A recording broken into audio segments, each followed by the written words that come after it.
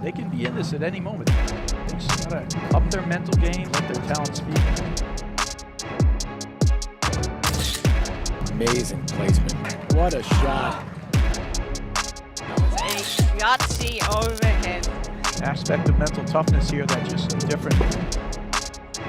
I like the body language of all four players. Oh, look at that shot! Great hands from Kiro.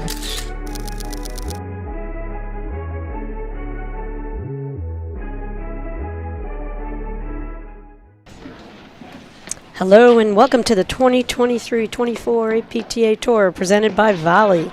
We are live from the Philly Cricket Club in Philadelphia, Pennsylvania, bringing you the Philly Cricket Grand Prix, which is the sixth stop on the 2023-24 APTA Tour, with live streaming brought to you by the APTA membership, the APTA national sponsors, Volley Infusion, and so many local sponsors. Our silver sponsors include Falcon, BLBB, and MAPTA. Our bronze sponsors, Pond La Hockey, Loudenbach Periodontics and Dental Implants, FRS, Rothman Orthopedics. We thank him for the hips on Bruce Redpath, our tournament director, SSH Real Estate, and Total Platform Tennis. And we'd also like to thank our partner sponsors, Xenon, Billiard Bar, Philadelphia Cryotherapy, and the Chamonix Creek Brewery. I'm Patty Hogan, along with Sam Byron, bringing you the men's semifinals between our number 4th ranked team in the country, Tyler Fraser and Adam Morgan, up against our number 5th ranked team, Arraya and Graham McNerney. Well, this is going to be something. You want to tell us about the players, Sam? Sure. On the far side in white, we've got Graham McNerney, who I believe is spending his winter in Chicago, and Juan Arraya, who is in Connecticut. On the near side with the forehand serve on the ad side and the white hat is Adam Morgan. And about to serve with the black sweatshirt and black hat is Tyler Fraser from Cincinnati. Yeah, Arraya McNerney finished late last night with a 3-set win over Bostrom Rams. Is that correct, Sam? I left. You were here. I think it was 2 sets, 7-5, 7-5, but it did take a while. And Bostrom and Rams had a brutal round of 16 match against Ong and Hirsch, which took, 3.5 hours or so? At least 3.5 hours. Fraser Morgan took out Christian and West in their quarterfinal match. Then the other side of the draw, Sam, tell us about the other side. There's two courts being streamed, so there are. We have Johan Durant and Stephen Mitchell, the top seed and number 1 team in the country, who have had a good tournament, been pushed a little bit here along the way and on their route to the final. And then we've got Alvi Regalado and Jose Salazar, who were making a lot of noise this year. They won Sound Shore. They came down to Baltimore, won that. Jose and a different partner, Guillermo Nunez, made it to the semis in Chicago, and now reunited with Alvi Regalado. They are here in the semifinals of another Grand Prix. So they are making a lot of noise in the world of paddle, that's for sure, Patty. yeah, it's so exciting. I mean, I was outside just a little bit yesterday watching the action, and every match, like the Hirsch-Ong match with Bostrom Rams. I mean, I walked by. I had to stop and just watch. Every single point looked like it was, the finals of a tournament point. It was so intense. Such incredible depth in this game. So exciting. And what a wave of phenomenal new players. Last year we saw the last Nationals for Mark Parsons. It's kind of a changing of the guard a little bit. The only guard that's not changing is Juan Arraya. He's still sticking around. And he's in the hunt. And his goal, teaming up with Graham McNerney, to win Nationals. And after their win out in Chicago, I mean, they made everybody believe that they could be one of the teams, hoisting that championship trophy up in Boston in March. Yeah, absolutely. And if you heard their interview at the end of that match, I just think it's a really, really good pairing. And Graham talked about it, and I think he's got somewhat of a calming effect on Juan. His steady play from the backcourt, let Juan do his thing up at net. Not that Graham can't do that as well, but I think it's a great pairing. I'm excited to see what they do here today and what they do the rest of the way. I think this is setting up, as you mentioned, with the new wave coming along, but the old guard still hanging around. I think the second half of the season here is going to be really exciting, and starting off with today. Yep, and when I think about the new wave, in the past, Sam, you would see a team, they'd have to team up and play a couple of seasons to become like a real legitimate contender. Now we're seeing the ascent of these young players who are just instantly launch themselves in the top of the game because they have freak of nature racket skills. Yeah, they're coming in with huge racket skills, and I think to your point, it takes a lot of players to get that paddle IQ up. And it seems that now that IQ is coming faster and faster for some of those guys. I mean, Regalado and Salazar, and then there's Guillermo Nunez, who mentioned got to the semis with Jose Salazar out in Chicago. I watched Guillermo yesterday. Look out. He is coming. If he gets the right partner, we might see him make a run this year. So it's going to be fun. This is going to be a battle today. You've got Tyler Fraser, who has a lot of weapons at net, and maybe the biggest grinder in the game, Adam Morgan, against two excellent players. And here we go.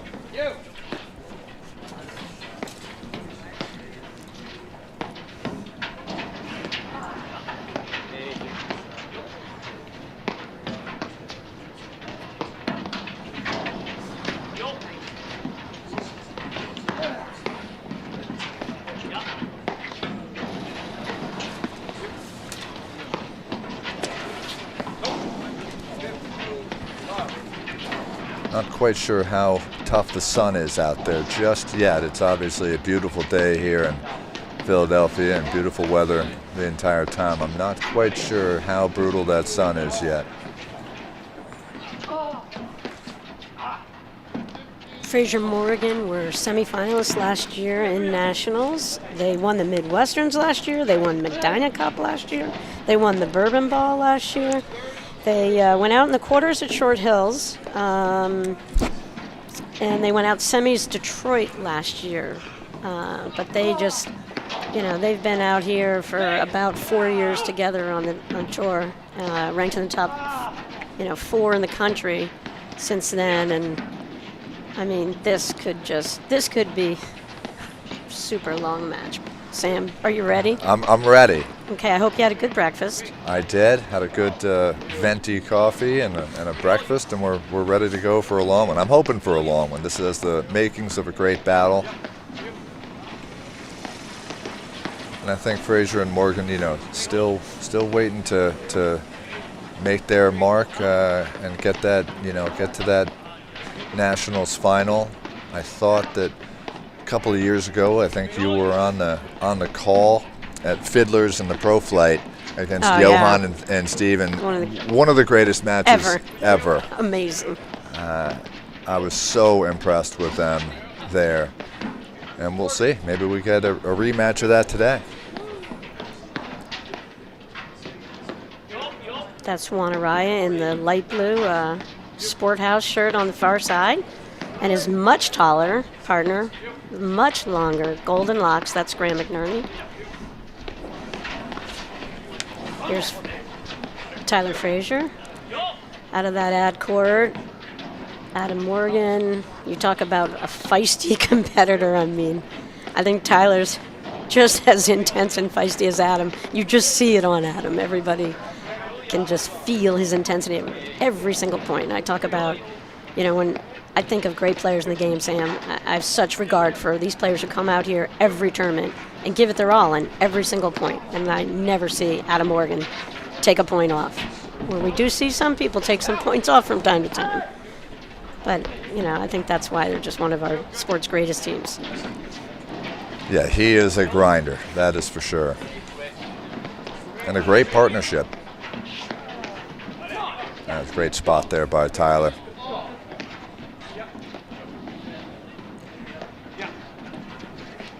Sam, these guys have one match in their history? I think so. Back a couple of years ago. A couple of years ago? Name the event. Midwesterns, possibly? Of course. And it was won by? I think it was won by Fraser and Morgan. 3-6, 6-4, 6-4. I think you're right. All right, well, Fraser and Morgan take a 1-0 lead and break one. We'll see if breaks are easier to get than holds today. We were talking about that yesterday, Sam, how it used to be such a monster deal if you lost your serve, where now there's so many breaks in the game, so much transition. It doesn't seem to matter at the top level in the game. I think it matters at a lot of levels.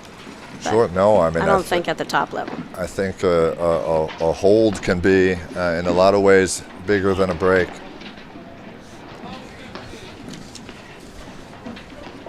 We've seen some change up in the serves. Tyler has a lot of serves under his belt. He was going sidearm for a while. Now he's going with a traditional serve. Adam does a lot of sidearm, and then he was just kind of putting the ball in play a little bit yesterday. So we'll see what he does. Yeah, I saw Durant, who I don't think I saw him hit, 5 overhand serves last year. Hit some, I guess, did he serve that whole way last night? I only caught a few minutes of that match. I was watching another match, but I saw a lot of overhand serves. Sam, what I wonder is it seems like when we unfortunately had a lot of rain during the Montclair event, the guys serving sidearm really struggled with the rain. And, obviously we play the sport in all the elements, and you've got to have another reliable serve if you're struggling with the sidearm one. Sure, you had rain in Montclair and then came down to Baltimore, and it was 80 degrees. So, that changes some serves. We saw a lot of players in Baltimore just putting the ball in play and going from there. It was just coming too hard off the back screen.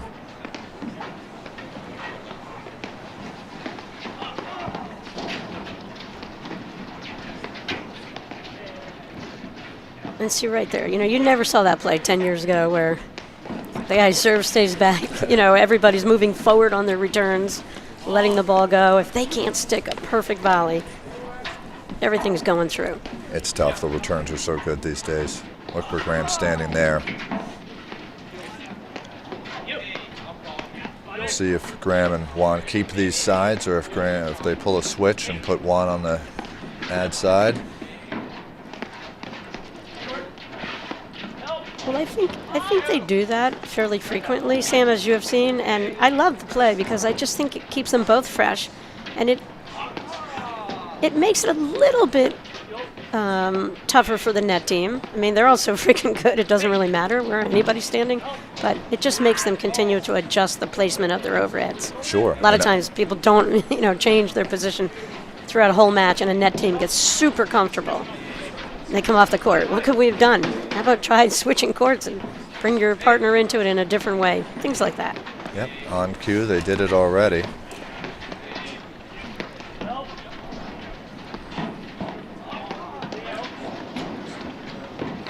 Great spot by Juan there. Maybe Tyler missed his mark on that slash overhead. But that's what they'll do to you. I mean, Graham will just play steady as ever from back there and wait for Juan to find his spot, and I think they're happy to do that for a long period of time. And that's been a great influence, I think, for Juan, having that steady Eddie play from Graham back there. Now they're making the switch again.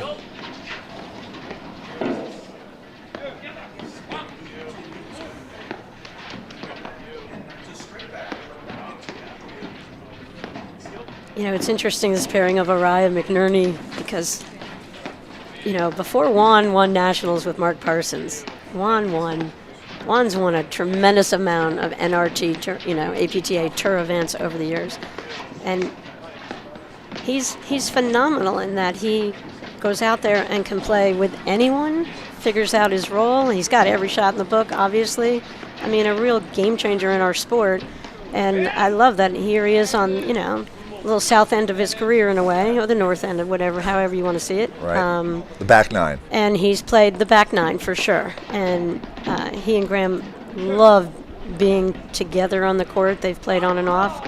a little bit over the the last couple seasons, and I find Graham very much similar to Juan in that Graham has played a million tournaments with all different players with tremendous success. He's in there with anyone. It was like when Juan used to play with a lot of different people. You knew, no matter how great the draw was, they'd always getting into the semis. And that's phenomenal play and consistency from both Juan for all these years and Graham McNerney. Just totally different styles of players. Yeah, it's kind of a similar boat. I mean, the one thing missing from Graham is the national championship. Juan got his, in Pittsburgh in 19 with Parsons. And it'll be interesting to see. It would be a huge accomplishment if they could deliver in Boston this year together. Yeah, Juan, we've seen over the years where he just takes over matches. You don't see McNerney so much as the guy who takes over matches, but he's the perfect complementary partner no matter what style his partner has. Graham studies the game as much as anyone and, makes incredibly bright decisions continually on the court. That's why the guy doesn't miss. He's not as aggressive as a lot of the players. Doesn't have that lethal forehand necessarily, but he's probably one of the smartest guys out here. And incredibly disciplined. He'll rarely hit a horrible shot, something that just, he won't necessarily test someone's greatest strength just to do it. That confrontation, he avoids that. He's always going to hit to the spot which he thinks is the weakest spot on the court from the opponent.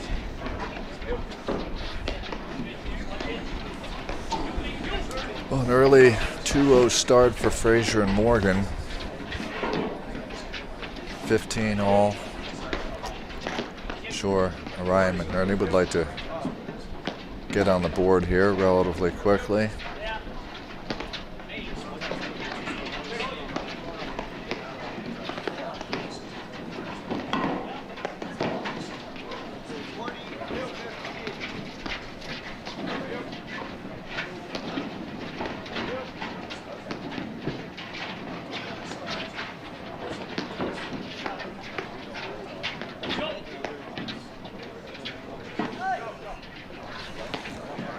Watch Graham close the net there so well. He didn't get the shot, but there he is.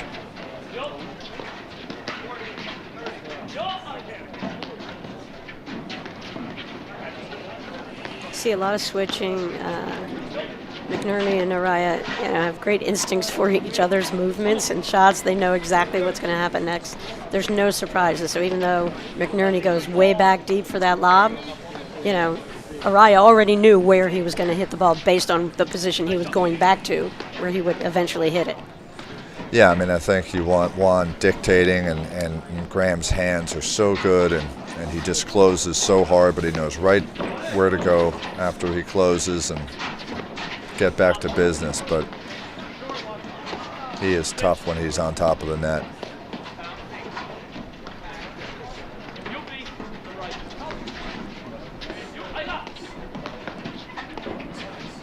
So they make the switch now.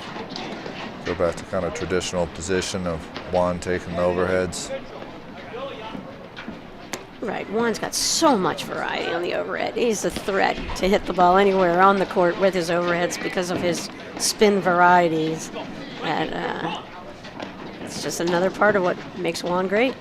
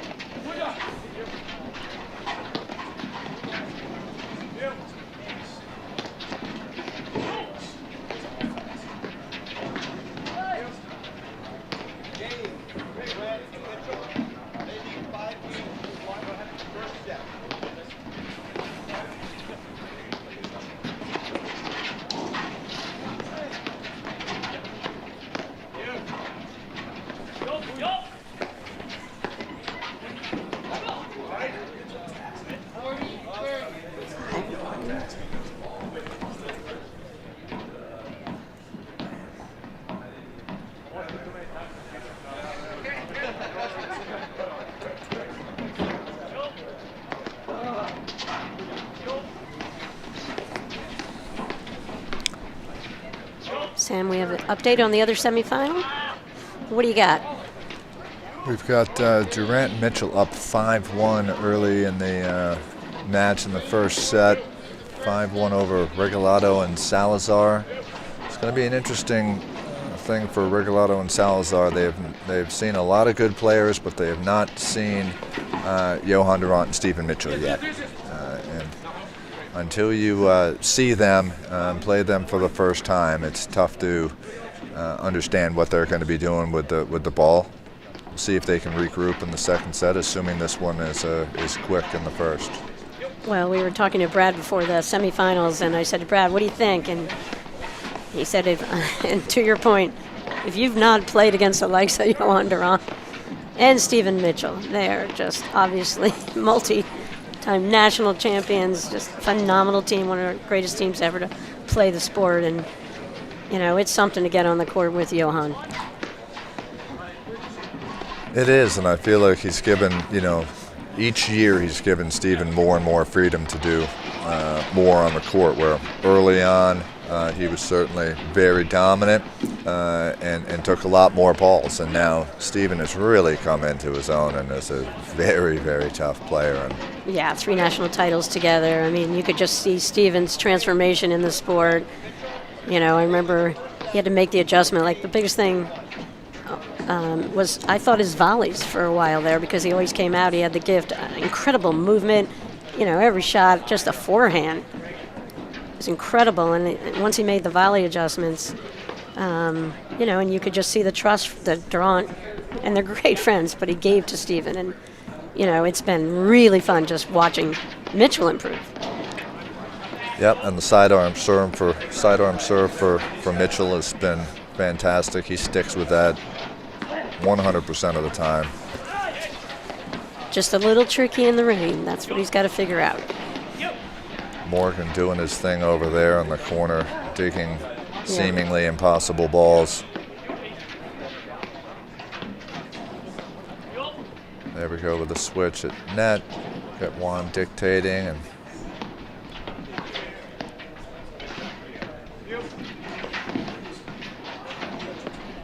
in a way, this match, similar styles up against each other.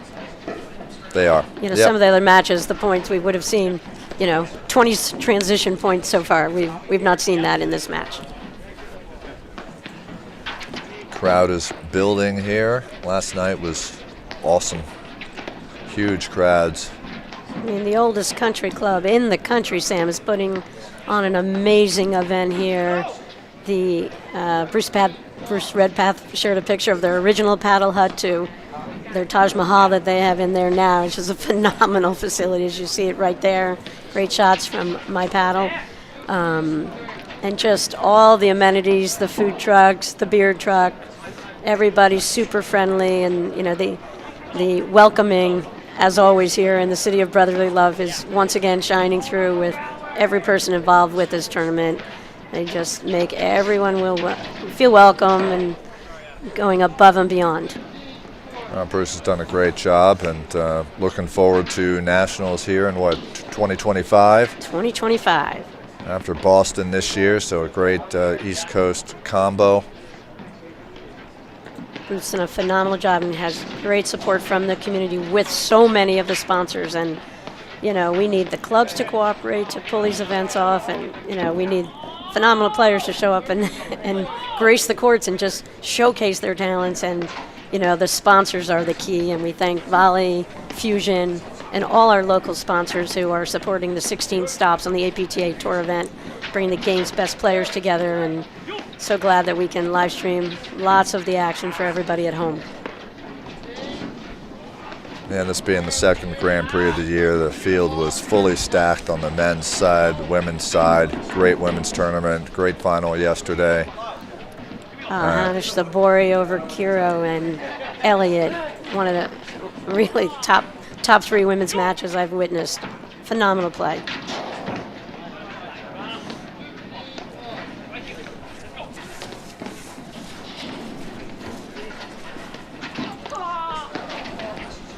Well, we got what we expected here early on, right, Patty? I mean, 2-2 in the first. The other match is going pretty quickly, and as we expected. We could be here for a while with these four. I was thinking about this match and like, is it important for one team or the other to get off to an early start? I was thinking it doesn't matter with these two teams. They're such fierce competitors as individuals and as teams that doesn't matter. We're going to play the first set, and then you and I are going to sit here and fully expect that we'll be there for 2 more sets. Yeah, no, when I knew that we were doing this one, I said we were in for a long haul.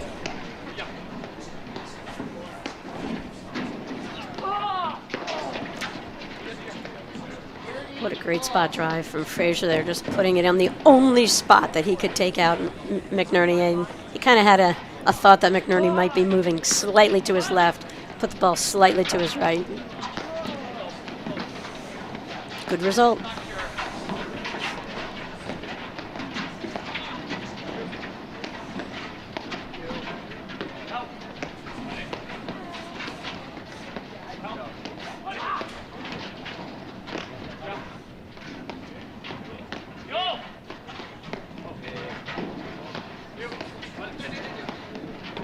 And another sponsor I'd like to thank, of course, Xenon, with that great screen in the background. Sam, you're involved with Xenon, and they're doing a great job. Good vendor in our sport. Noah's a great guy. The podcast. Yeah, it's been a pleasure working with Noah and Xenon and being more involved in the world of paddle. It's been fantastic. I had a point away from going up 3-2 for Juan and Graham.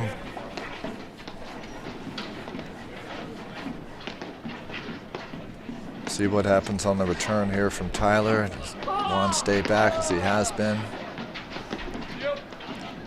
That's where the last time Tyler had caught Graham off his right hip. You saw Graham nudge over a little bit. Yep. I mean, that's their play.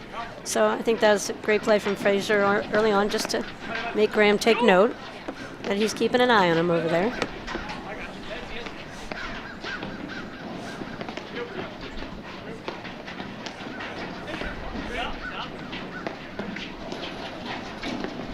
And see the height of McNerney. He's able to go back all the way to the service line on that ball.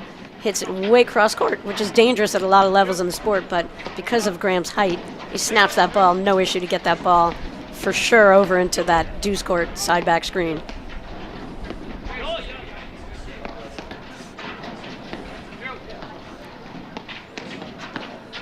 And again, you just hear them calling every single lob that goes up. Really early calls, so that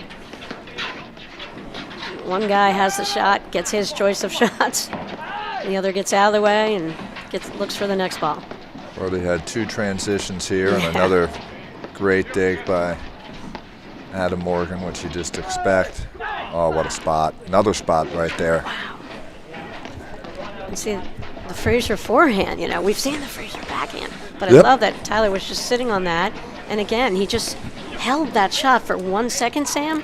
And that's, half a second he held that shot. Graham was making his move a little to his left. And again, Fraser pinpointed that shot, broke him down on the right hip. Same spot in the right hip, different spot on the court, and just held it, like you said, a little bit longer and caught him. Yeah, many people, like the moment the ball bounces, they're quick to pull the trigger on a forehand drive where, if you can wait a little longer and the guy makes a move at the net, you might find something over there.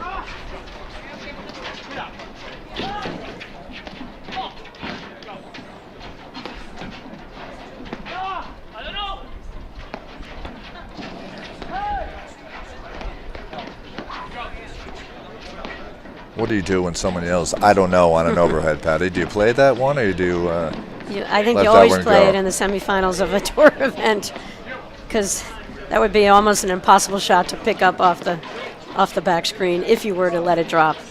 You got to hit it too. Yeah, and if you're 6'4" or 6'3", whatever Graham is, he can reach it. Easy.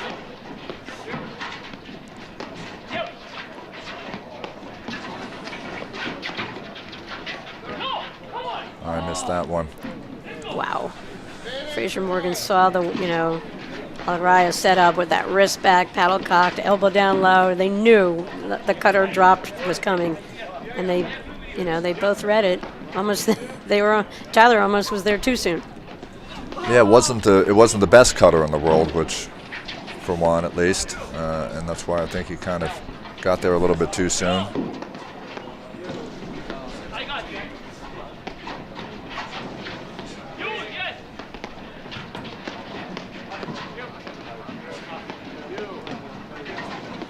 They're just going to kind of take their chances favoring Morgan over here.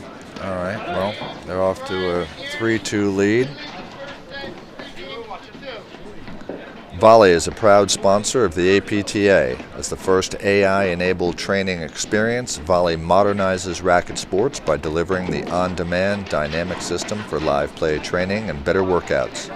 Volley creates a community to connect pros and players while giving users personalized performance insights to track progress and customize their practice.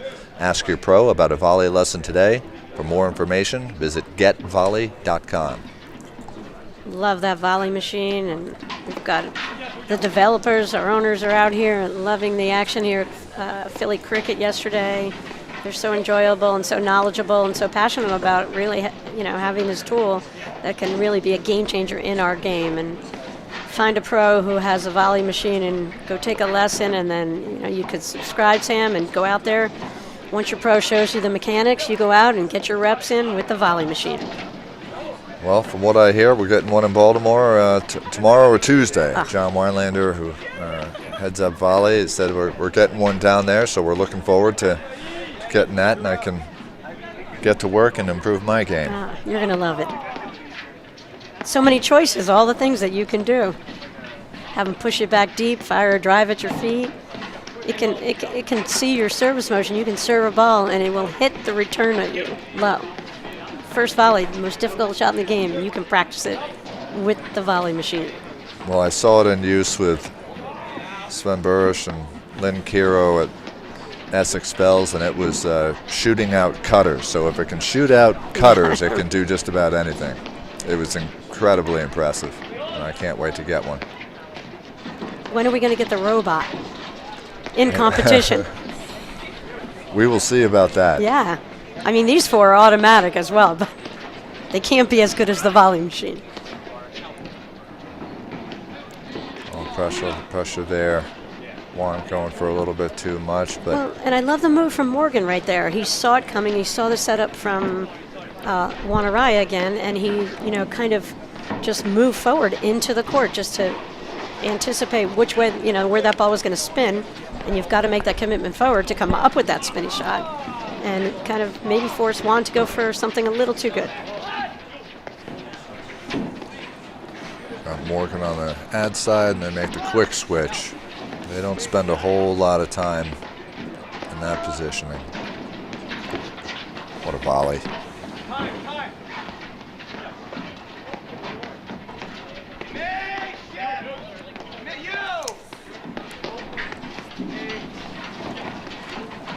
On the other side, in the other semi, Durant and Mitchell took the first set rather quickly, it seems, 6-1. And right now in the second, Regalado and Salazar are up 1-love, deuce. So see if they can get their bearings and understand what they're dealing with Durant and Mitchell and come back. And sometimes you just need a set to kind of see what's going on out there, right, Patty? I mean, they've never played him before. They've never dealt with that type of spin and high level before. Certainly they beat Koenig and Humphreys yesterday, but different ball game when you're dealing with Johan Durant and Stephen Mitchell. Your prediction is they're gonna find out what to do here, or it's gonna be a quick one over there? I think it just depends on what Johan and Stephen want this morning. I think they know the other semi is going to be long, so maybe they work on some stuff. They're so confident in themselves, they don't mind going 3 ever. We have the season-long APTA Cup standings, and coming into the Philly Cricket, Graham McNerney and Juan Arraya were on top of the board. Graham actually had the most APTA Cup points, 1,610. Juan was second. Kaler third. Jose Salazar fourth. Andrew Ong, what an amazing player that is. Andrew is. He's there. And then numbers 6 and 7, are Durant and Mitchell. Morgan and Fraser are 8th.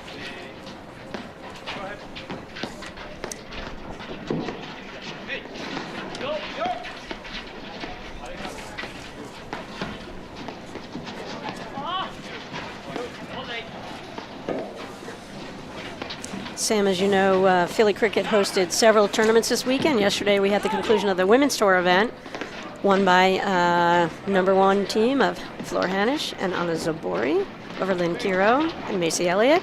And the other event that went on Friday, we had the Philly Cricket Classic Men's PTI NRT Hybrid Open. We had about 24 teams participate in that, and congrats again to Jack Mangan and Steven Salerno. They pulled out a 3-6, 6-1, 6-1 win over Fagan and Goldstein in that tournament. Kudos to tournament director Bruce Redpath for organizing it all, and Sam, as the director of the Baltimore Open, a brand new event on the APTA Tour, you know how much work goes into this, and you know our tournament directors on all the stops on the APTA Tour just do a phenomenal job. And you feel great about volunteering. You love to give back to the game that's given us all so much, and you know that's what this game is also dependent upon. People like you, Sam, who have a willingness, digging deep and work really hard and kind of get your community so pumped about bringing the top players to a tour event, and highly recommended for any areas. You know, people say, how come some tournaments, why did Baltimore get a tournament?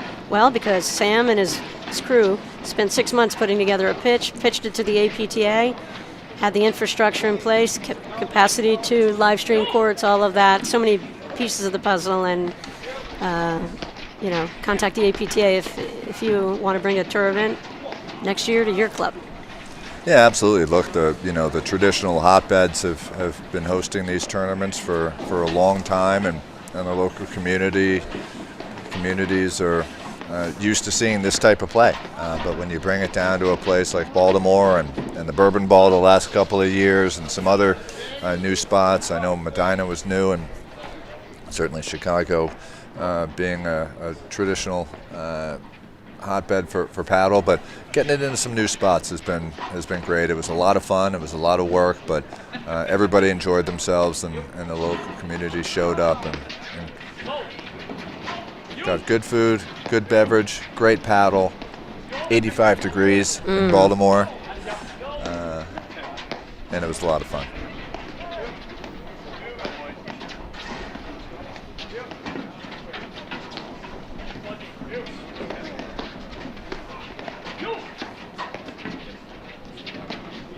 It's a tough ball right there. Wow, what touch. And that's the thing with McNerney. He's just got the most phenomenal hands up there at the net, plays on top of the net, gets away with playing on top of the net because he has a lot of trust in his partner, and he's 6'3", 6'3". That helps a lot. But, you know, you just can't hit anything off speed anywhere near McNerney. No, usually don't get Adam Morgan too many times on a drop shot. Great hands. Well, it's still 3-2, and as predicted, this is going to be a long grind. 7-6, 6-7, 7-6. Kind of feels like that. We will see.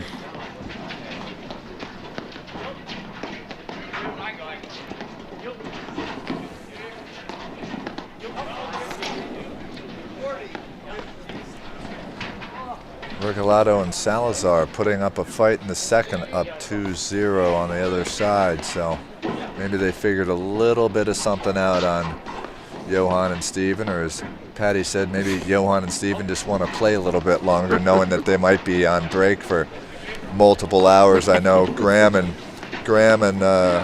Juan yesterday, while the other round of 16 match was going on between Martin Bostrom and Philippe Rams and Andrew Ong and Dan Hirsch, which went, I don't know, close to 4 hours. They had a long break between their round of 16 and quarterfinal match, but and they were here. Oh, I was watching those guys play. Rams, you know, I was talking about that earlier. Andrew Ong, you know, rocking the Mike Rowley's favorite man bun, but that guy can play. I just love watching him. Yeah, and they will stay out there for a long time. They are happy to do it. I'm sure Martin and Philippe wanted to end points a little sooner. Didn't get that opportunity, but did end up outlasting them. I mean, Ong and Hirsch were out there for 3 hours against Schumann and Visser in the round of 32 match. And then on the same court, played Philippe and Martin for another 3.5 hours. And then played a backdraw match for another hour and a half. Right. Very impressive. And Sam, the APTA has gone to some smaller draw sizes with the intro of all the PTI events around the country, giving everybody, of all different levels the ability to compete against their like level. And, there's, I kind of see it both ways, where some people like to go back to the day where you had 128 team draws or 60, even 64s. But the problem is the depth in the game on the men's and women's, as on the men, where you see a round of 32 matches that are brutally challenging. And, to physically be able to go and come out on the court for 3-hour matches in a day, it's a lot to ask. And it's a grinding sport, long season, and I, for the players' sake, the top players, I do like the smaller size, Sam, and, most players aren't going to come out here and be able to get a game or two off of these guys. So I don't think it's like a super fun experience in that regard either. Yeah, no, I agree. I mean, there were 3 PTI Nationals this weekend. I think the 15 plus and men's 15 plus and 25 plus were in Chicago yesterday, and I think the men's 45 plus is going on in Canoebrook today. So those are huge opportunities for. Right, you think about this weekend, what the APTA offers, Sam. And you're a big part. You're helping behind the scenes a lot with the PTI stuff.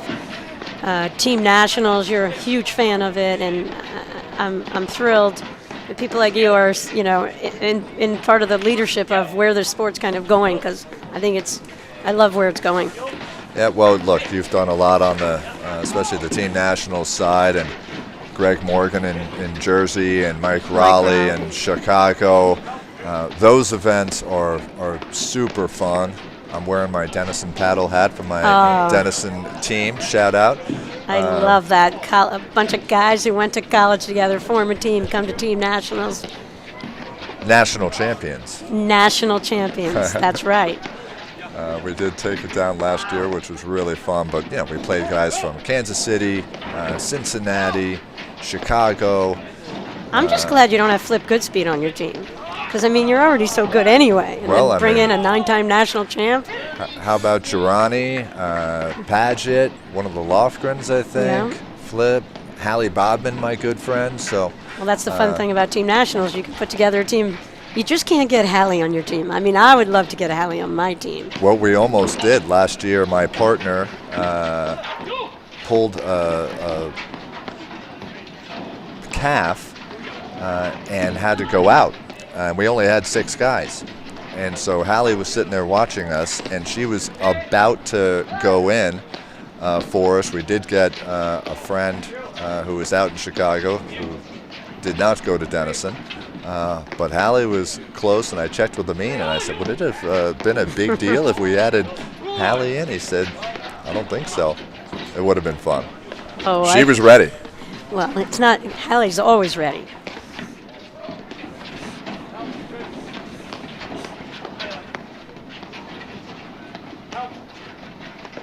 Yeah, teams get 6 players, but to your point, if there's an injury, then you try to get some local player who's within your PTI ability, your team's band of levels, and that's happened before. It's always going to happen. That's why it's not a bad idea to have a 7th player on a team, just an extra.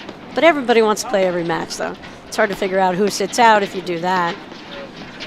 At our age, we're getting close to bringing that 7th guy. We had multiple injury problems last year, but everybody got through it. But it was awesome, and I'd never played out in Chicago before, and Exmoor, and it's an unbelievable facility, and Mike did such a great job. And the women's nationals, PTA team nationals in Jersey looked like a pretty good party. Yep. I saw some videos.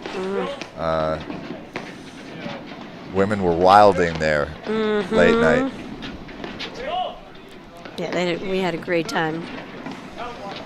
And, you know, all the players, all the levels, they just had a ball. We all, you know, we know there's court, then there's parties, there's after parties. Everybody stays at the same hotel. Really, really fun. Look at that volley from Graham. Closing the net. I mean, he was on top and just put it by Fraser there on the ad side. 40-15. Graham serving. Take a 4-3 lead here.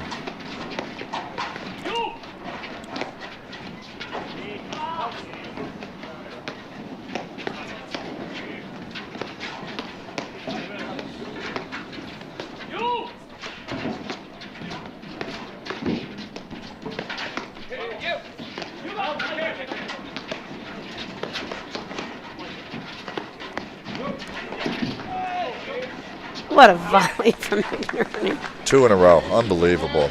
I mean, those balls are hit hard, and he just handles them being 2 inches off the net and puts it in the right spot back in the corner. 4-3 lead for Juan and Graham.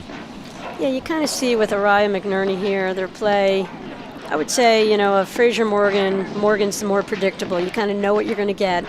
And, you know, they're throwing the shots over there, and then you can see McNerney really closing in. Typically, Juan's the player to the left from the look behind the court, and Graham's to the right. And they almost, you know, they're throwing it over there. They know Adam's going to, when he's going to swing, when he's going to pull the trigger on his forehand and backhand drive. And they like that matchup and versus them setting up that play. You know, Fraser's got a little bit less predictable shots and maybe a little bit more shot variety off the deck. Yep. And so they're kind of staying away from that. They're blasting it. You know, Graham's trying to volley it behind Fraser or get it into his corner.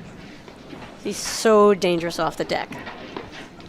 And certainly when Graham's at net, I mean, they're firing balls at him, but when you're that close and you've got that skill set, it's going to be tough to get one by him. They caught him early with a couple in just that right hip spot, but otherwise he's a tough man to tangle with right there.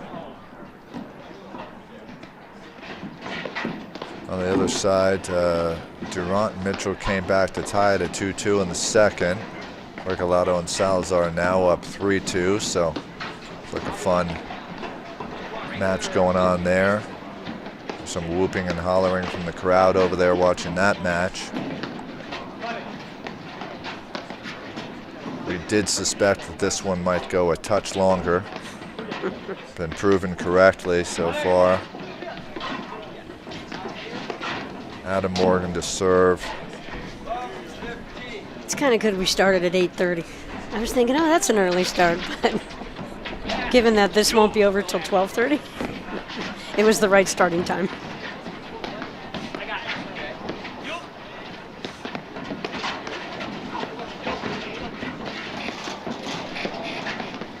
You just see the gliding back and forth in the positions with Arraya and McNerney. They're so smooth.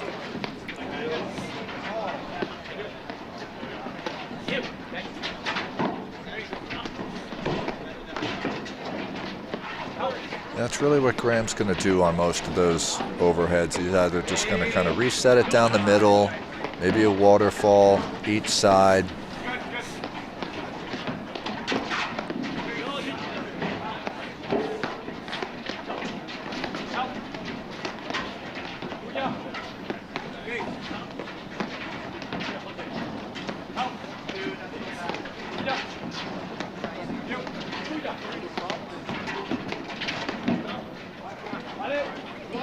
Came off the screen a little bit funny there and caught Morgan.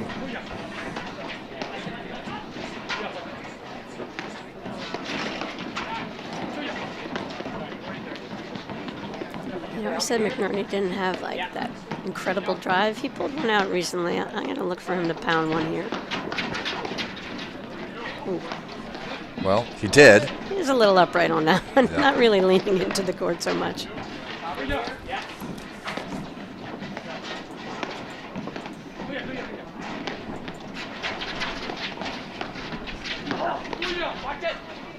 Great What? rip. Oh, boy. Morgan put every one of his 141 pounds into that two-handed backhand.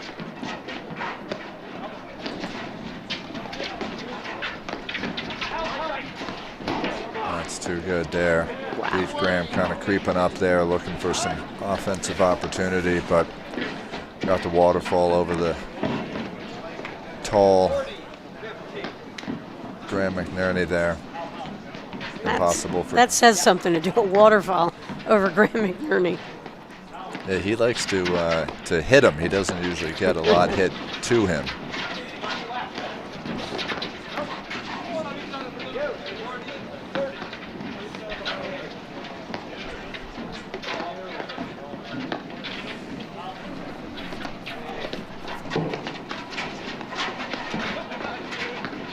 Fraser and Morgan have not made the switch at net yet.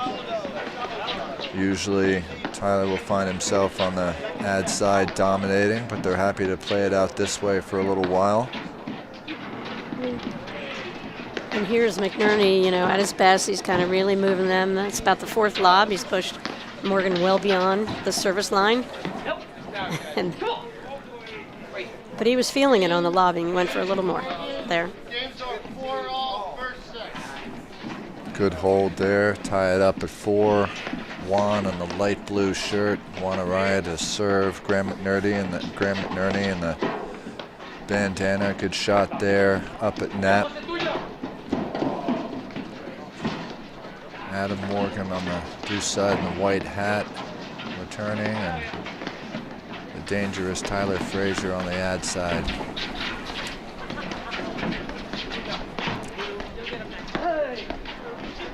How fun is that? You watch Arraya volley that ball, just dead hands, just wait for the ball to hit his paddle. Uses all the power provided by Adam Morgan, just deadens that volley off his paddle. And of all the different things that this caliber of player do, the volleying is, for me, one of the most impressive things. Top level men and women in the game taking rifle shots Yeah, to and make it look easy. and make it look easy. Right there's a little hesitation. I was thinking that Juan thought Graham was going to close off the middle and take that shot. Morgan did a great shot. He got pulled wide and ripped that ball back to the middle. Kind of thought it was McNerney's ball to cover, and Juan made it stuck his paddle out the last second. Just didn't come up with that one. Just when we were saying what an amazing volleyer he is. Well, a big opportunity here for Fraser Morgan. Is it cold here this morning in Philly? Sam, what's the temperature out here? Well, I'm Where we're sitting. Where we're sitting. I'm on the door side here. It's about 41 at the door. It says 48, but we got no sunshine where we are. So it's probably closer to 38 in this room. Fraser Morgan up 5-4 here. First set, semifinals from Philly Cricket. On the other court, Regalado Salazar up to a 4-2 lead in the second, making this a match over there, making Johan and Steven earn it here, trying to push them to 3. Of course, we're still in the first set. 5-4 Fraser Morgan after just breaking Juan. See if they can close this down, take the first set. Tyler Fraser serving. Easier said than done, holding your serve.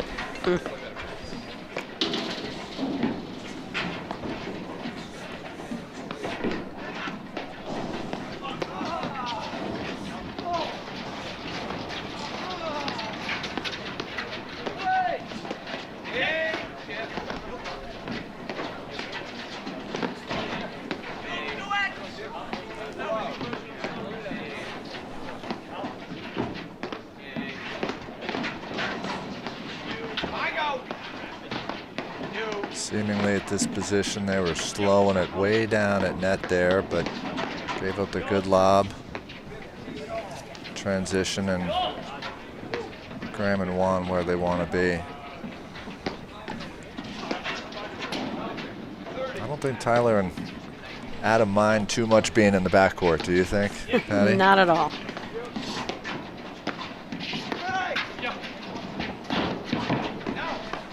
Gabrielle. Wow, what a rip. Yeah, they're happy to be back there. And Fraser is extraordinarily happy when someone feeds his two-handed backhand there. Well, you get tired hitting balls to Adam Morgan all day and just having him get everything, so you got to switch it up and see what happens, and it didn't work there.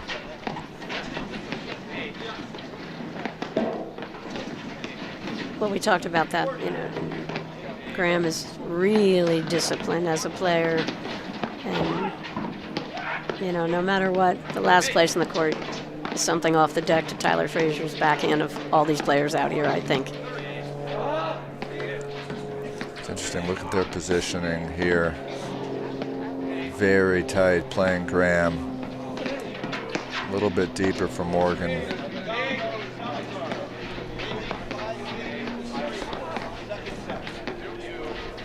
Thus far, staying clear of Juan Arraya on the ad side. Happy to get into a battle of wills with Graham. And I think the mentality Fraser and Morgan possess is they are disciplined as well. They're willing to be out here and hit one more ball always than the other team, and so that's where it doesn't fatigue them mentally at all to just hit to Graham and have Graham just throw up another lob. And that's a phenomenal move from Arraya. Got a little let cord. He did, but it was a great move, and It was a perfect move right at that time because Fraser and Morgan were settling in. You could see Graham was just going in lob mode, and that was all Juan needed to see. Great move. just let them know you're not going to be able to do that all day on my watch necessarily. Exactly.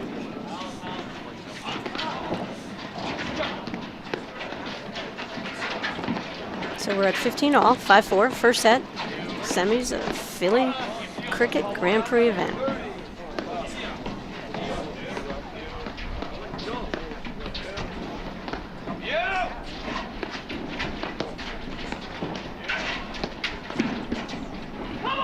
Caught the seam there. Great offensive move by Juan there, going down the middle. You know, people say, how come Juan's playing over in the deuce court, versus the ad court? We've seen Juan play with every different partner, have success from either side. He's gone to the deuce court last couple of years, obviously with his pairing with Mark Parsons, national champs together out in Pittsburgh. But Juan can play from any spot in the court. It hardly matters. Right, and then midpoint, they can always make the switch and put Juan over on the ad if they want to do that anytime they want. Back in the day, you never saw people really switch positions on the baselines. They just seemed to play the entire match, the entire tournament from one side, where players switching, in the top level of the game happens all the time. Everybody can play both sides. A couple of great volleys by Juan. He's feeling it. What's the score right now, Sam? It is Sorry, I lost it. 5 serving 4. Fraser and Morgan. I didn't hear the umpire call the score there. It's not 15. I think it's 15-30.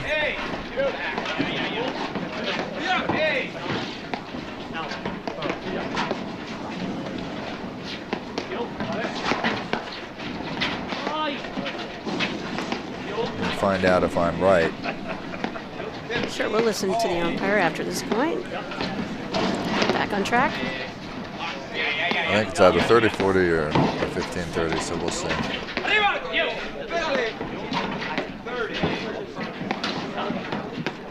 Again, a lot of Fraser overhead, lob from McNerney.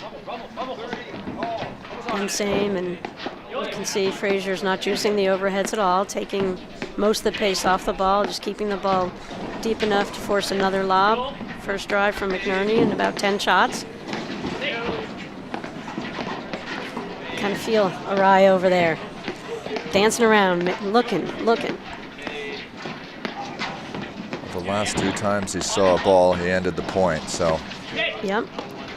And that's the thing, He's disciplined enough not to just take off because he wants to go here. He's just going to wait for, you know, right there, some shot where Fraser was looking the other way. High backhand lob from McNerney. You know, he hit it up that line, got Tyler on a backhand. Great move for Arraya to look at in that situation.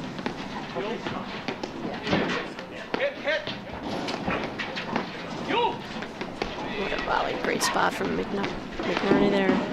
Better volley from Fraser.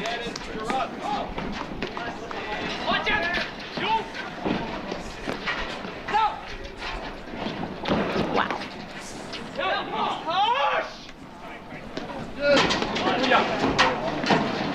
Deuce. One of the rare times you see McNerney a little bit, you know, his body wasn't quite under control, his feet weren't under him, and he just ran through that chop, missed it long, scores deuce. Huge play from Morgan Fraser. Whoa.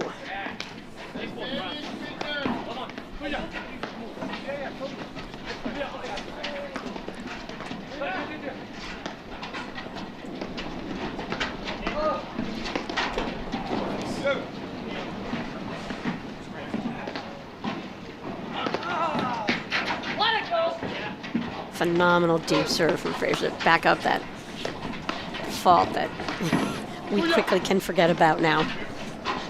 It's nice to follow up a fault with a basically a service winner there.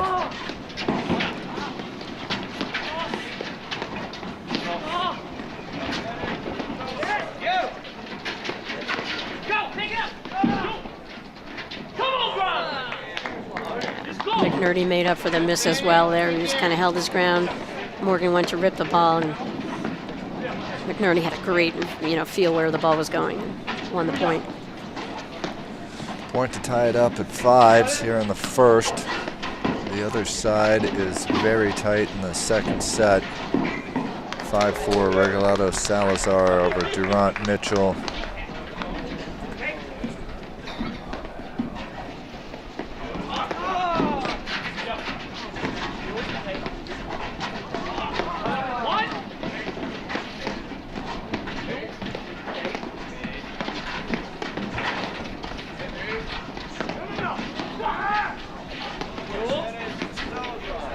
Graham now on the ad side and Juan on the deuce. See if they leave it like this for a little while. Just deep. Wow. McNerney went huge there. He did. Big moments right here. This first set for Fraser and Morgan potentially close it out.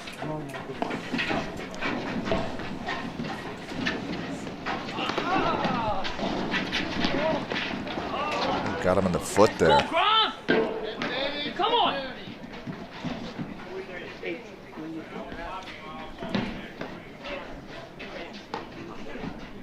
I think in the other semi-sam, we have split sets. They are going 3. Regalado and Salazar figured it out a little bit and took the second 6-4. And of course, we have yet to finish the first set, and they've played 2.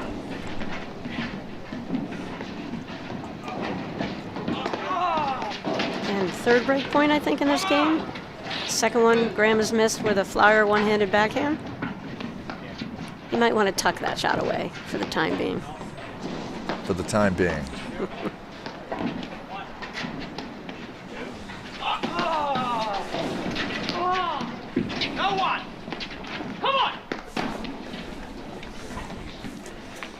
Break point number 3. Number 4, where are we, Patty? I think it's number 4.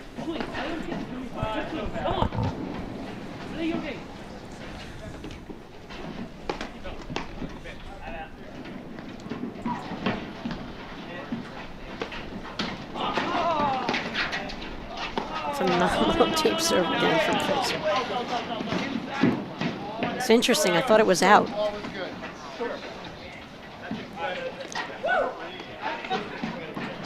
Overruled by the chair umpire. I thought it looked like it was going out, Sam. Yeah, Pete Pajacqua up on the chair, overruling very firmly. Saw it inside the line. Derek Yost and Mike Kukinski will be pleased with the confidence of Pete up in the chair. Umpires do a great job sitting up there for sometimes an hour, sometimes 4. Tim McAvoy, another great umpire here this weekend. All right. Break point number 5. At some point, gets a little nervous and frustrating when you cannot keep closing these down. Juan called the switch. He didn't want Graham to try another one handed back.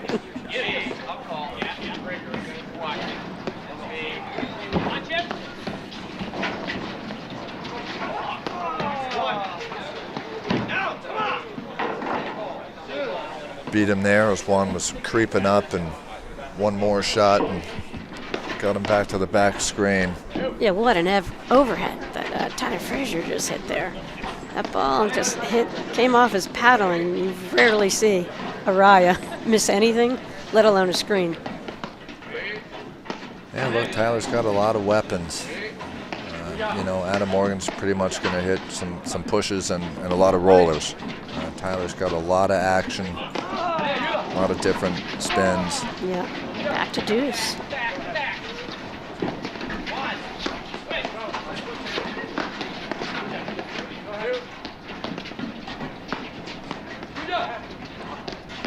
Great lob.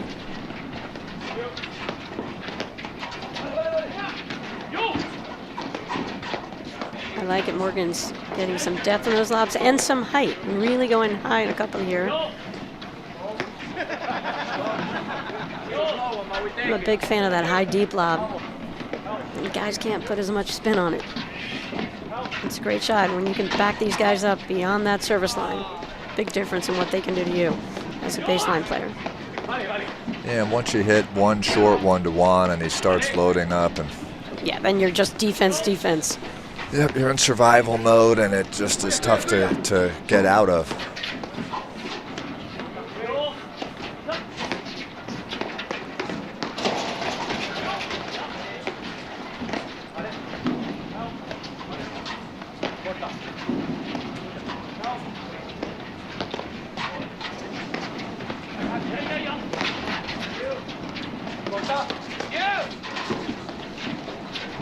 Obviously, both teams sense that this is a huge game. Taking their time here.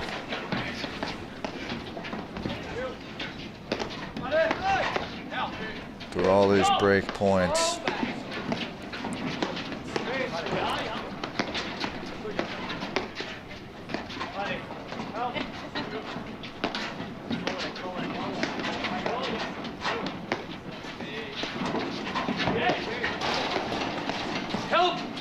I'd love to see Fraser sneak in one time on a really good deep cross-court lob from Morgan to Graham.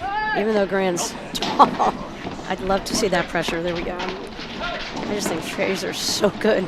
That Incredible lob, hands. That lob hit smack in the corner. Transition, and now we're back to business doing it on the other side.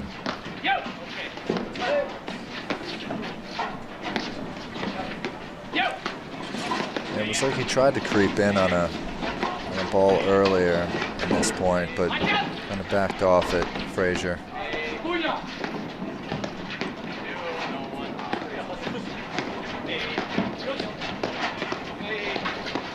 Well, the strategy is crystal clear.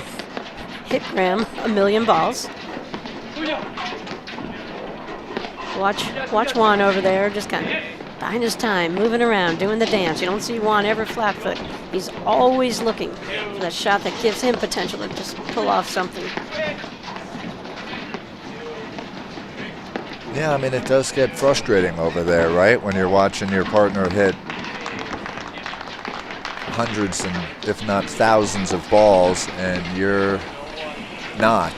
You get antsy, but Juan's done a very good job of taking his opportunities when given, and maybe they'll switch sides at times and give a different look, but I know Graham's happy to do this all day.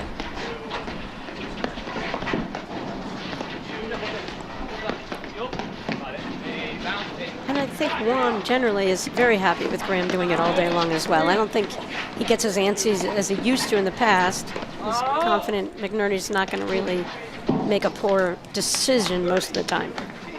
No, I think you're right. We I have think it's the been a great partnership. first set point here opportunity for Fraser Morgan after 5 break points against. Juan taking rips as he has three opportunities to hit the ball. He's taking his shots.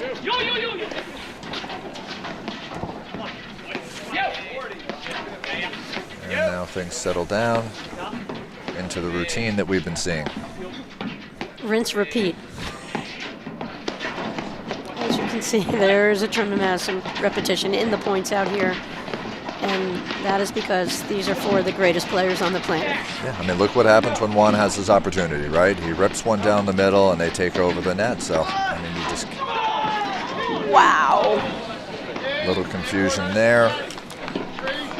Hey, I think we'll be right back in just a moment after these messages right here on the APTA YouTube channel presented by My Paddle. Ready for a whole new training experience? Welcome to Volley.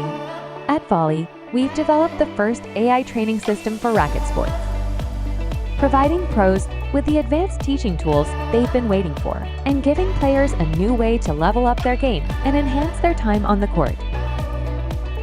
Ask your pro about a Volley lesson today and learn what Volley can do for you. We'll see you on the court.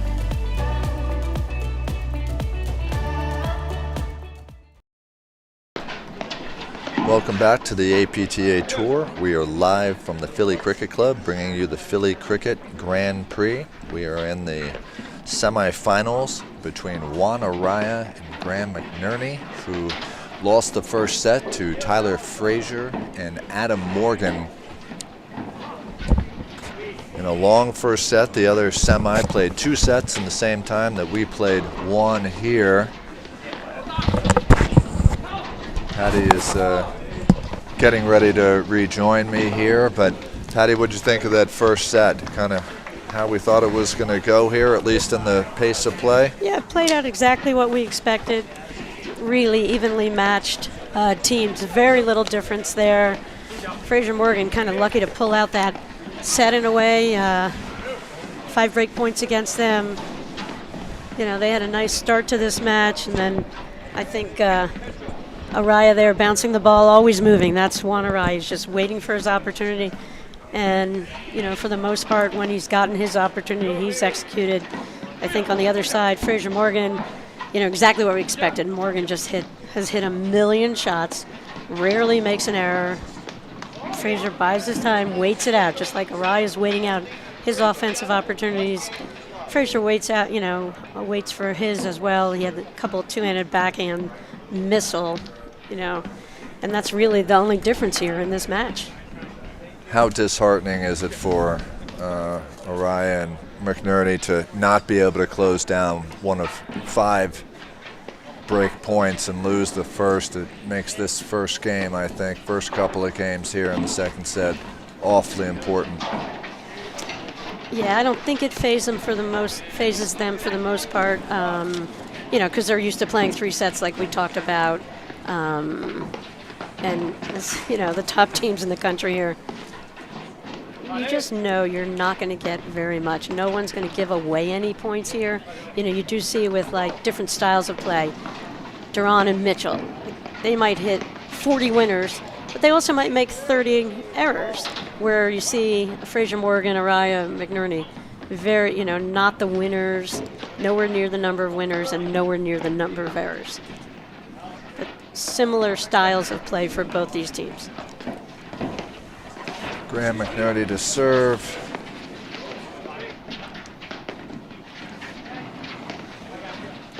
As we said, this is the 6th stop on the APTA Tour schedule. We started the season in Montclair. That event was won by Ardoya and Kaler. We then went to Medina, where we saw Fraser Morgan top Kayla Rose in the final out there. Baltimore, your event, that's where Alvy and Jose made their name with that great win over Murphy Ong. And then we went to the Charities with Arraya McNerney beating Durant Mitchell 7-5, 6-1 in the finals there. Then we went on to Cleveland, where Ong and Steinman beat McGrath and Vauclair. Cleveland Masters. Next up after the Philly Cricket, we'll be headed to Long Island after our Thanksgiving break, weekend of December 1st, and then we'll go to Steel City out in Pittsburgh for the last event of the first half of the season.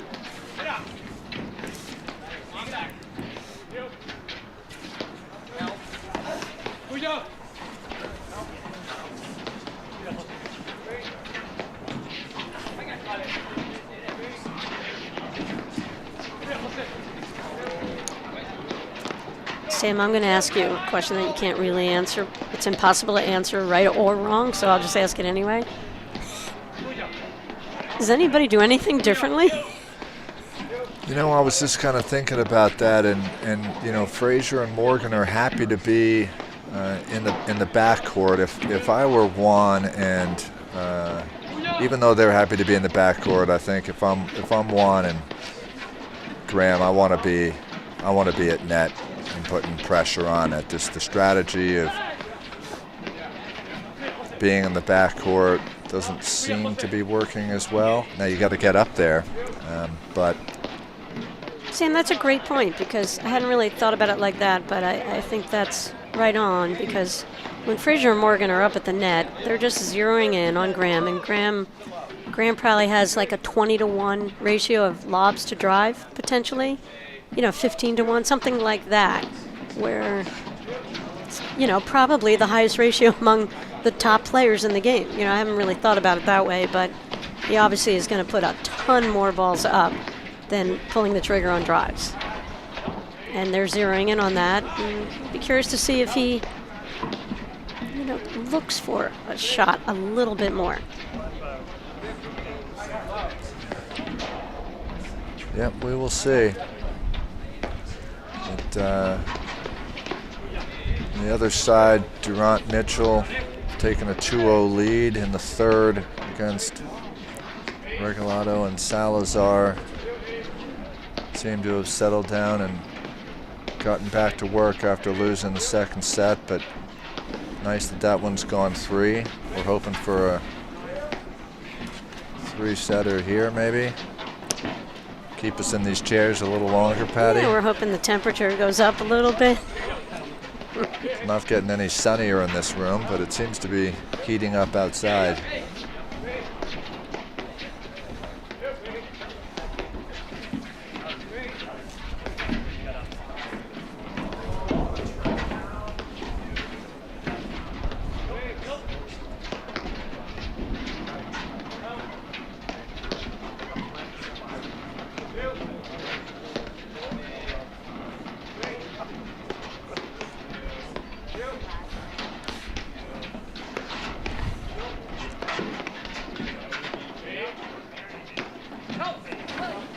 And we're still on the first point of this second set, Patty, in case you were wondering. Well, I've just gotten through a couple of my emails, text messages, continued my Christmas shopping on the Fusion store, Sam. All right, well, the point finally ended.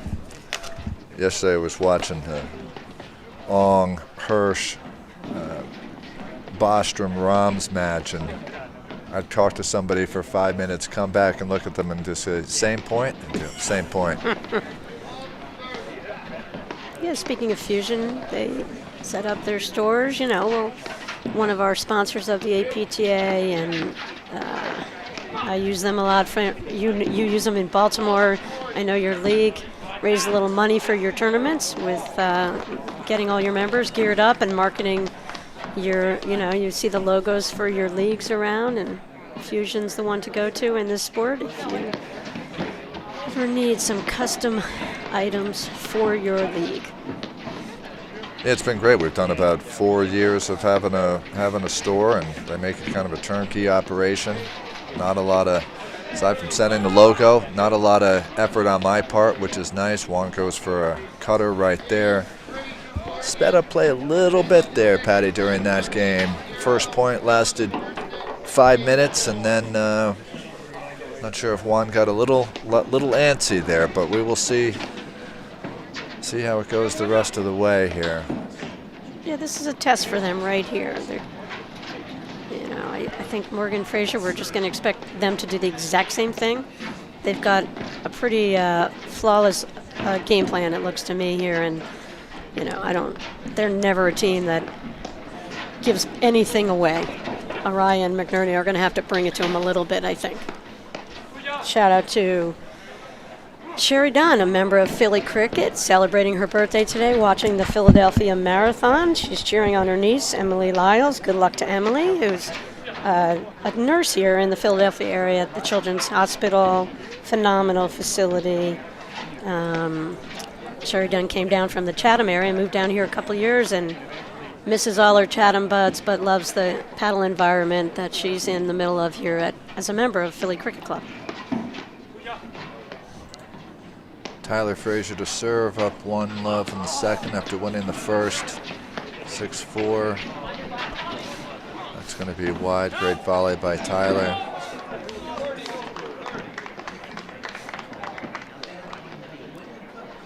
That other semifinal is getting heated up. Ron Cummins, who watches all the streams, said it's just an amazing match. We don't want you to go watch that match compared to watching another lob here, but if you want to sneak a peek, this might be a good time. Got Brad and then come back to us. Good friend Steve Sullivan from Baltimore calling that match. It's been pretty fun for us, for Steve and I, coming up here and calling these matches with everybody. It's been a lot of fun for us and something new. You guys are doing a good job. Fun to have you in the booth. We appreciate.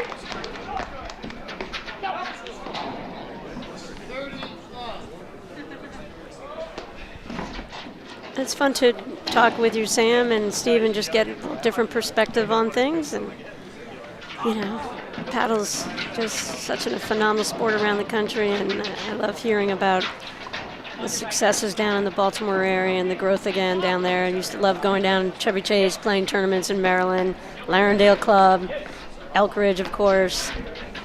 Great paddle community, just not as big as the Philly and Chicago communities, but it's growing thanks to people like you, Sam.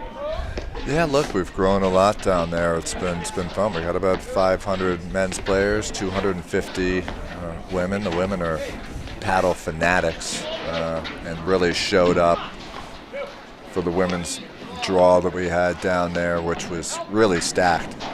And kudos to the ladies that came down and played in the Baltimore Open in our first year. 40-love for Fraser and Morgan here to take a 2-0 lead. Graham decided to drill. Actually, that was a great shot from Graham. Juan's struggling right here. You can feel it a little bit.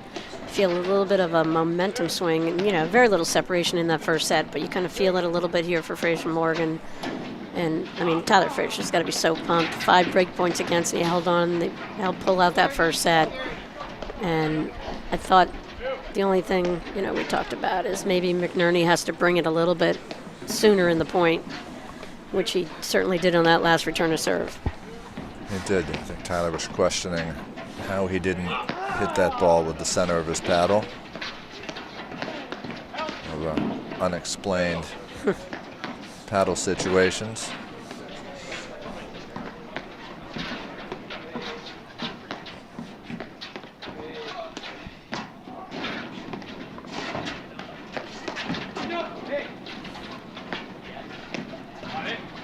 Again, that's Graham McNerney in the deuce court, throwing up a lob. Juan Arraya in the ad court, far side Sport House, light blue t-shirt. Tyler Fraser to our left on the screen here, and Adam Morgan with the white hat.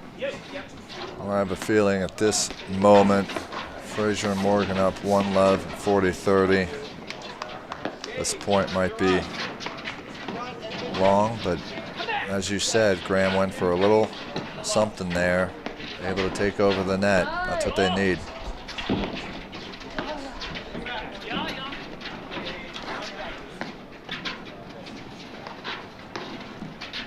See how dangerous Arraya is over there. They gave him one shot to the backhand side, and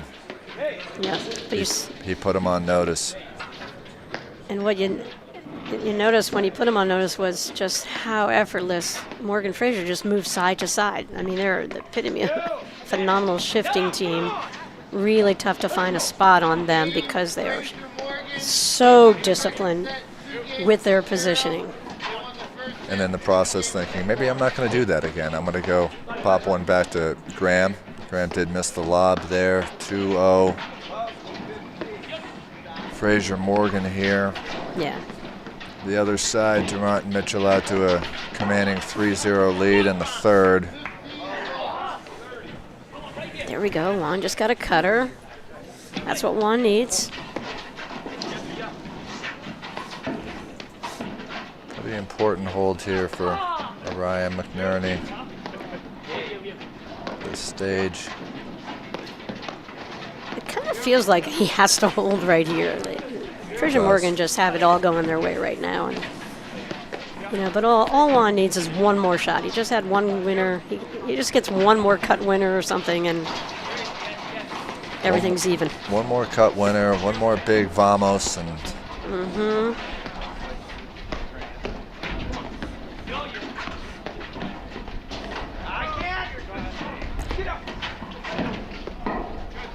Great defense from Adam Morgan. Trailed the play on the ball that flew out from Fraser's corner. Covered an evil low ball again, that deuce corner. The guy doesn't miss. No, he's a very frustrating player over there. I mean, it tries as hard as anyone out there, if not more. Grinds all day and doesn't miss. And what I like about his game is the biggest grinder, but also he's going to bring it. When he gets the opportunity, he's never shying away, and he just always tests the volley on the other side. Yeah, he's taking some good rips, especially on the backhand side.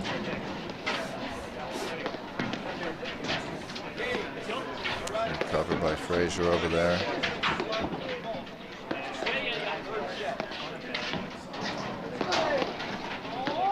Oof.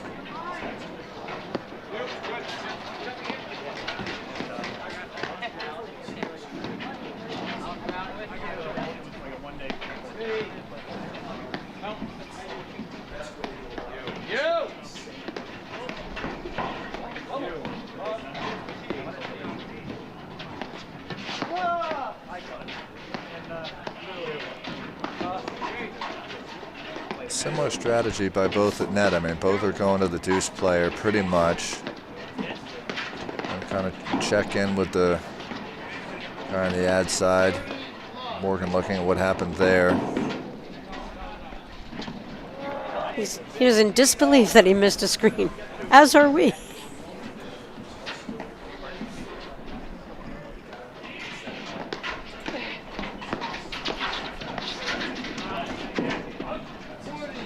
Did he get that? No, I think that was he missed, wide. but actually I love the play from Fraser. Knew exactly where Morgan was going to pound the ball. Arraya just stuck a volley right there. Too much for Fraser to handle.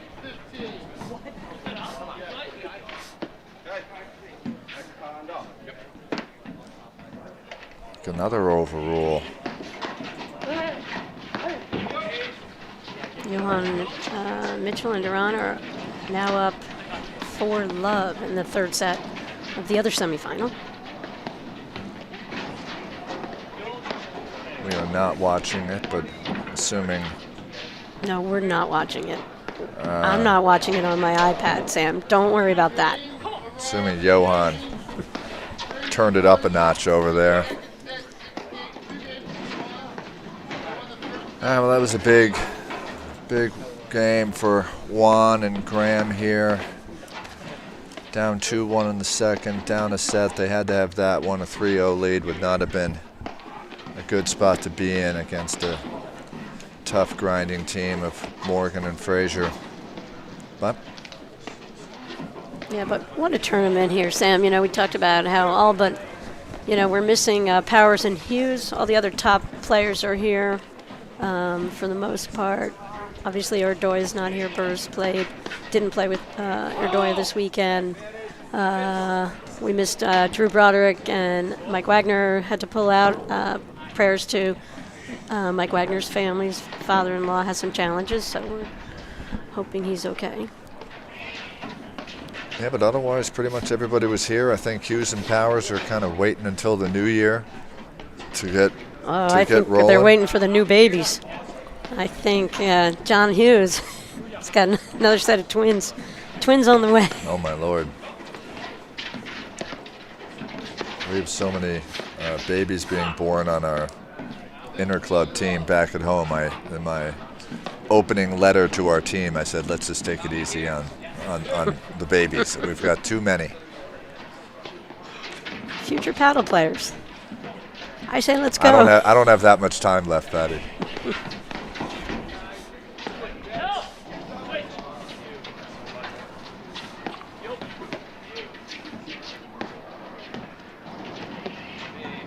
Do you expect a duplicate of the first set? We could just go to the video and play it back because we're going to see the exact same thing. Yeah, I mean, why change when it's working? We'll see if Juan gets antsy. You'd rather deal with Graham's lobs than those shots from Juan. I always know what Arraya is going to bring here. I think this match is going to come down to what McNerney can do out of that deuce court or wherever he is on the court. Just throwing something, just a little something else into the mix here. I personally don't know what that is right now, but I just feel like it's just too predictable for Morgan and Fraser. That's why I love, Juan's sneak moves over there.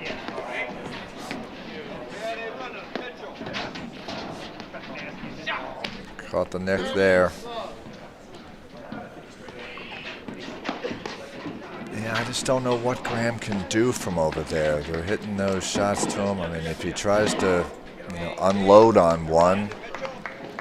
Well, he's played a lot of balls up the middle, and when you play that ball off that back middle screen, you can easily keep your eye on with your peripheral vision on your opponents, and he can sort of hold the shot a little bit, just throw an occasional one cross court, not high speed or anything, keep it away from the net player, just maybe get the ball down. I just feel like.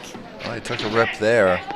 What do you think about keeping these guys on these sides and maybe having Graham take a few points on the other side? Yeah, I mean, I think you got to throw in the kitchen sink right now. A little bit. I love the switch back and forth on the baseline. Yeah, Graham got himself, but he hurt himself in the first set when he had a couple of those one-handed backhands he went for. He wasn't as disciplined as he was when he was playing the deuce court. Very little difference in that first set. Yeah, look, it's a very tight match, but you do feel like Fraser and Morgan are dictating. I do. And therefore, does it keep going the same way and you end up, with a 6-4, 6-4, or 6-4, 7-5 result without changing anything? Graham taking another rip from the ad side. That could be one thing that they might want to do is leave him over there for a little bit longer while they're in the backcourt. Yeah, that was a good return to serve. He took Adam Morgan a little wider than he's been hitting his return to serve there. Just little tiny things like that can make a difference.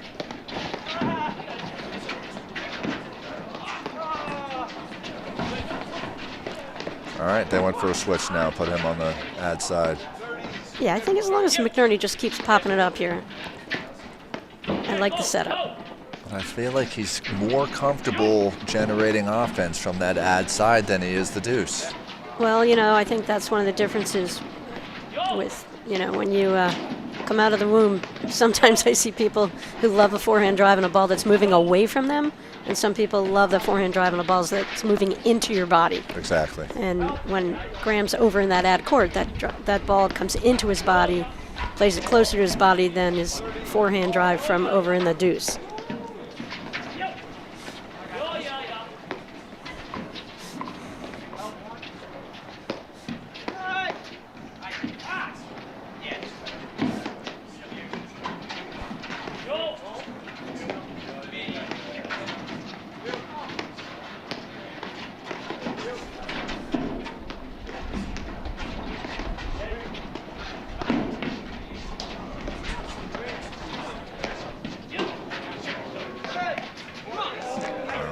believe he missed that one. He was almost too close to miss that one. Wow.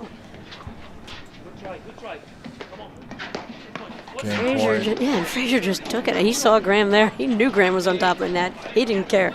Nope. Game point for Fraser Morgan to take a 3-1 lead here in the second. Durant Mitchell up 5-love in the third set of their semifinal match. Another rip from McNerney on the ad side. I think that might be the ticket. I mean, I know he's returning over there, but He's getting some looks there. he is getting some looks. And if he's taking his looks there and it opens up things for Juan on the deuce side, even better.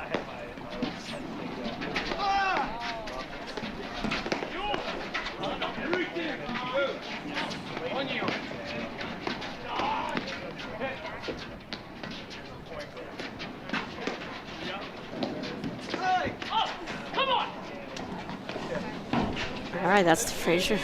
He loves that shot. Just didn't pull it off there. Juan getting a little excited here. Break point.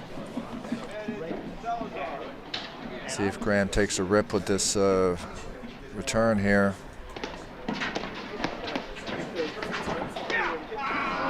It's a very good volley from Tyler Fraser.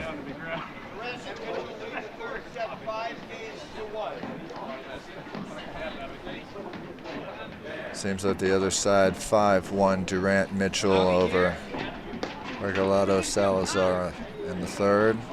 They're on the board then. They're on the board. That's good.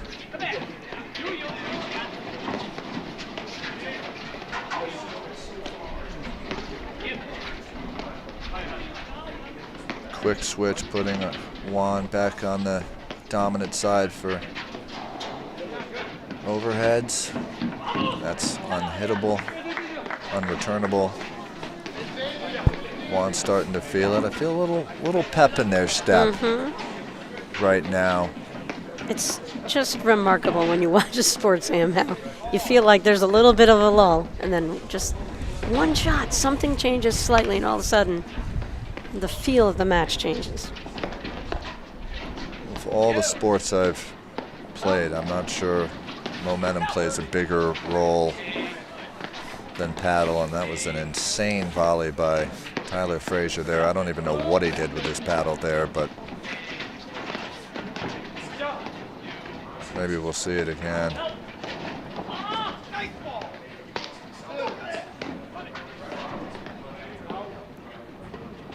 It's going to be interesting to see after this tournament how, the APTA Cup standings and the men's national rankings, how they'll shift around. And, we have our new semifinalist team. You have Osis Coning Humphrey went out yesterday, West, Christian, some of these young teams.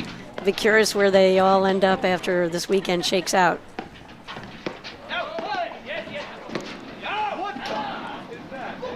Yeah, the team of Christian West is a very good one. They did get beat 3-3 by Fraser and Morgan, but I'll tell you, Eric West has some nasty shots, and Tomas is extremely steady. It's great for him to play with Drew for a while and really learn the game.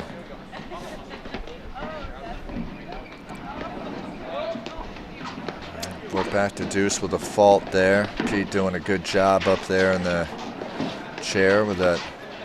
He's decisive, even though Fraser was kind of looking up saying, really? He's like, yep. The ball was out. He's easy to spot up there with that flowing mane of gray hair. There's some great hair out on the court here today. Up high and on the court. If we had Ong out there with his mane, then we'd have it all covered.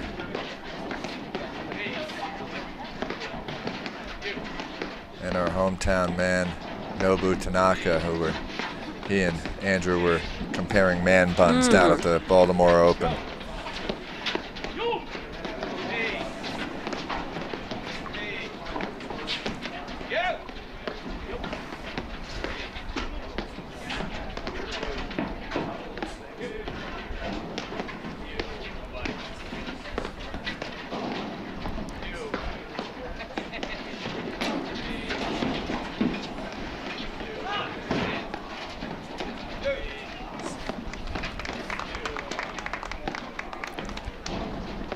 McNerney and Arraya leaving it as it was for most of this match.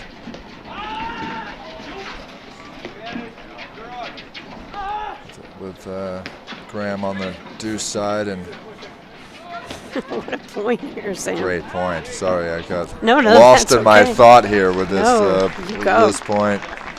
But now they've taken over the net. As we said, they probably want to be. Some nasty slashes by Juan.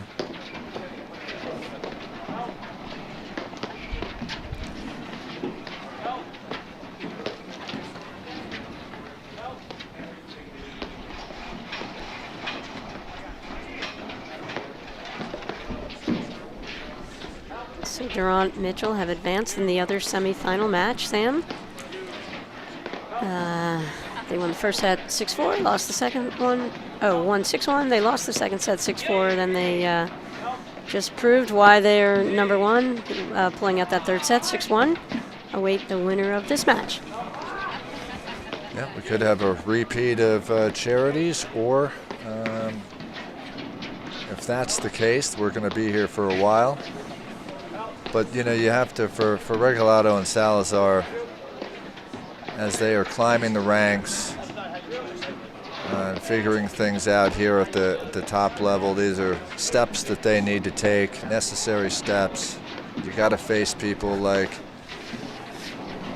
Durant and Mitchell. Probably take your lumps for a little bit.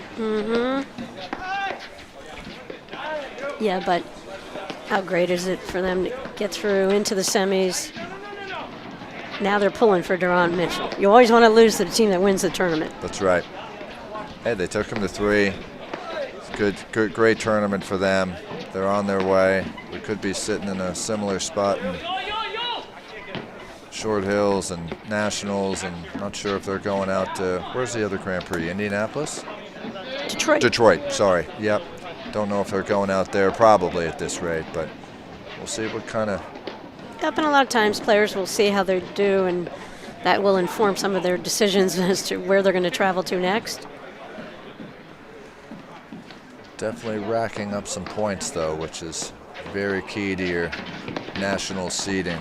Yep, your national rankings, points are double in Grand Prix events.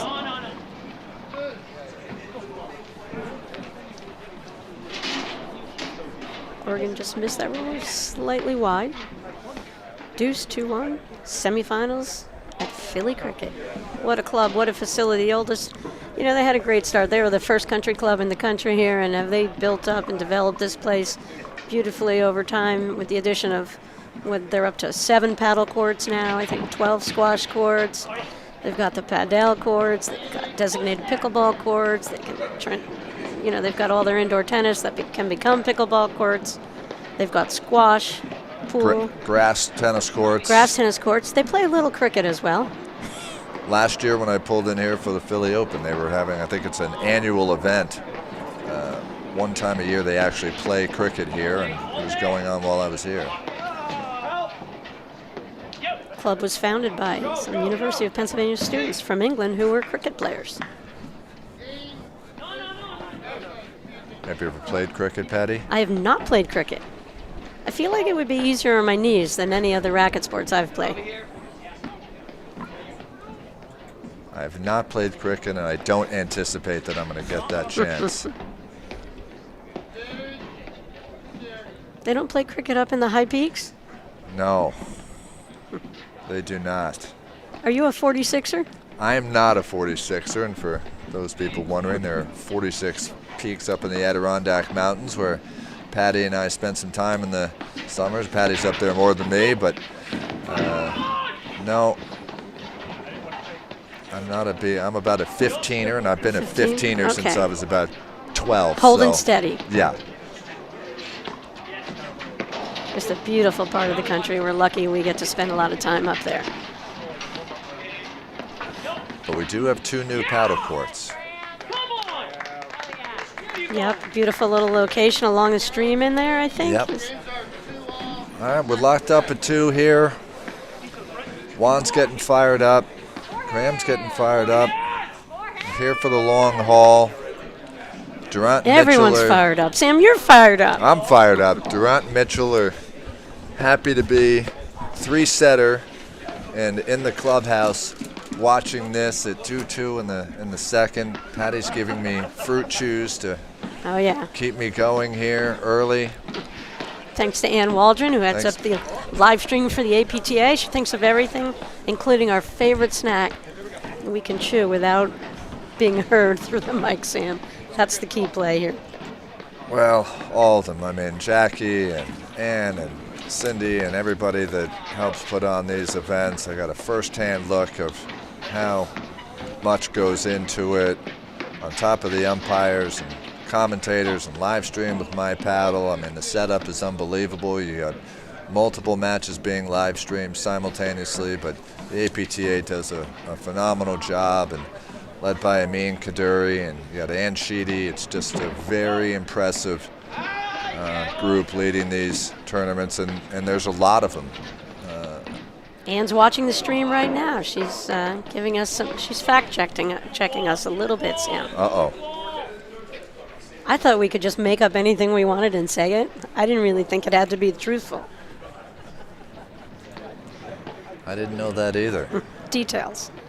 What's going on here? Ball went out of the court. Juan looks like he's taking a little rest.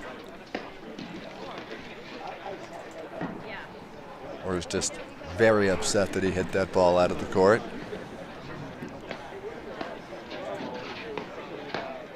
He's contemplating. Perhaps that's his prayer position. Sent Graham I hope out he's for okay. the ball, and he doesn't look okay, but we're going to find out shortly. He looks like he might have had too many margaritas last night, but I doubt that was the case. These guys were on the court forever. We've got movement. We've got movement. There's life. There he's back.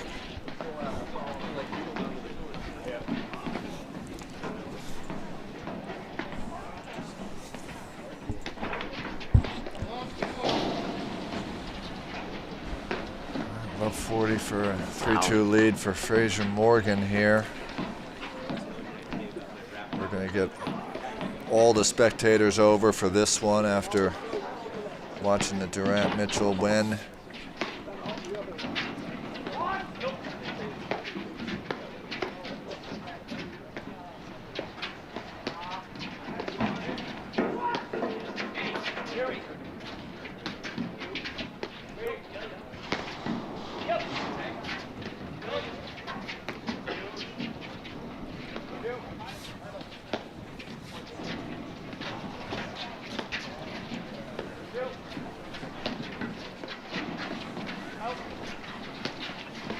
Shout out to Dave and Jan Arthur, joining the action from down in Richmond.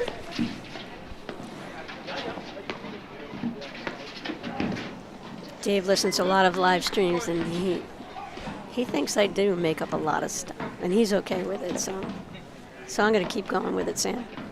All right, fair Thanks, enough. Dave. Thanks for the release. Well, if this does go to Fraser and Morgan, was it last year in Philly? There was a great match. Was it Durant Mitchell, Fraser Morgan last year in Philly? I know we talked about the pro flight and at Fiddler's years ago, but I'm just trying to think back. There was a phenomenal match.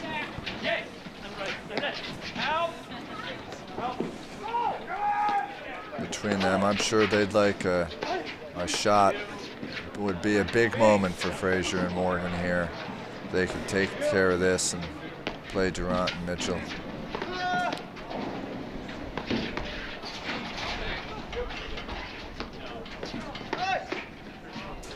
Arraya and McNerney looking to prevent that opportunity.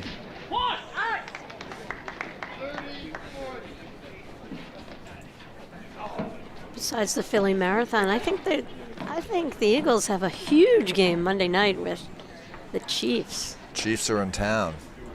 There was someone wearing a Chiefs hat here yesterday.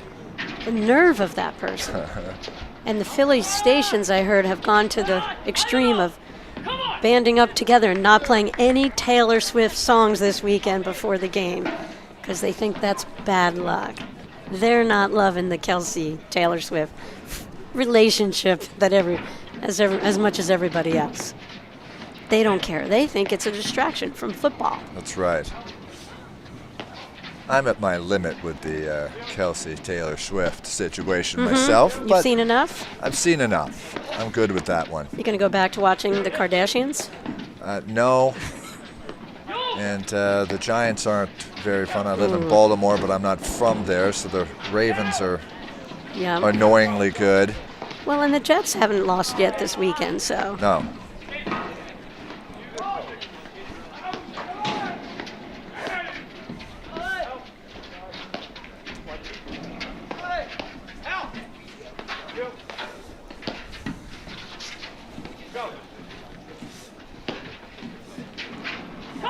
Great shot by Juan.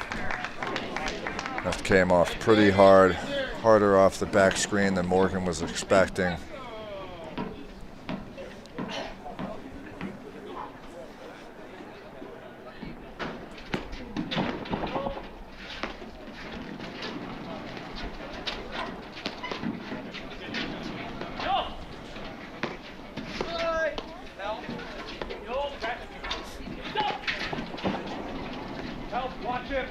Like the move from Fraser, let it go through. It was too good a shot, low. Morgan was there just to pick it up.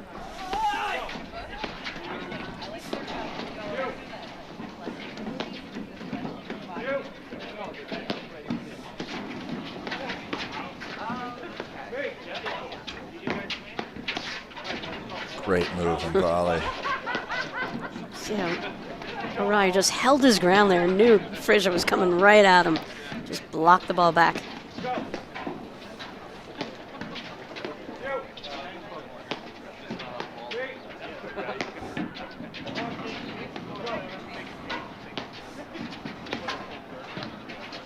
I love that off-speed roller from Fraser on the two-hander there. Followed by a great lob. Wow, what a shot by Morgan. All set up by a couple of shots from Fraser, and Morgan got his opportunity to rip one.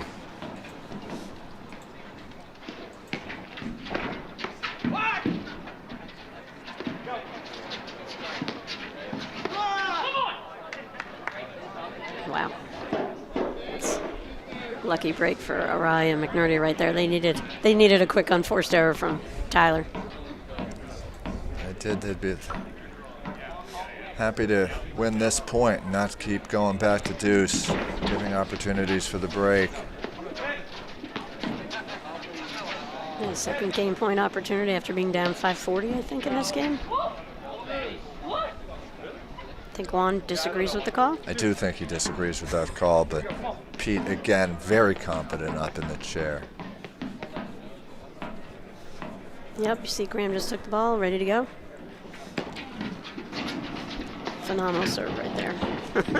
And an even better return to serve from That was deep, too. Adam Morgan. Just moved. Talk about footwork and speed. He just got way over there, clocked that shot. After the call and the miss, this is where the calming effect of Graham McNerney can be great for Juan here.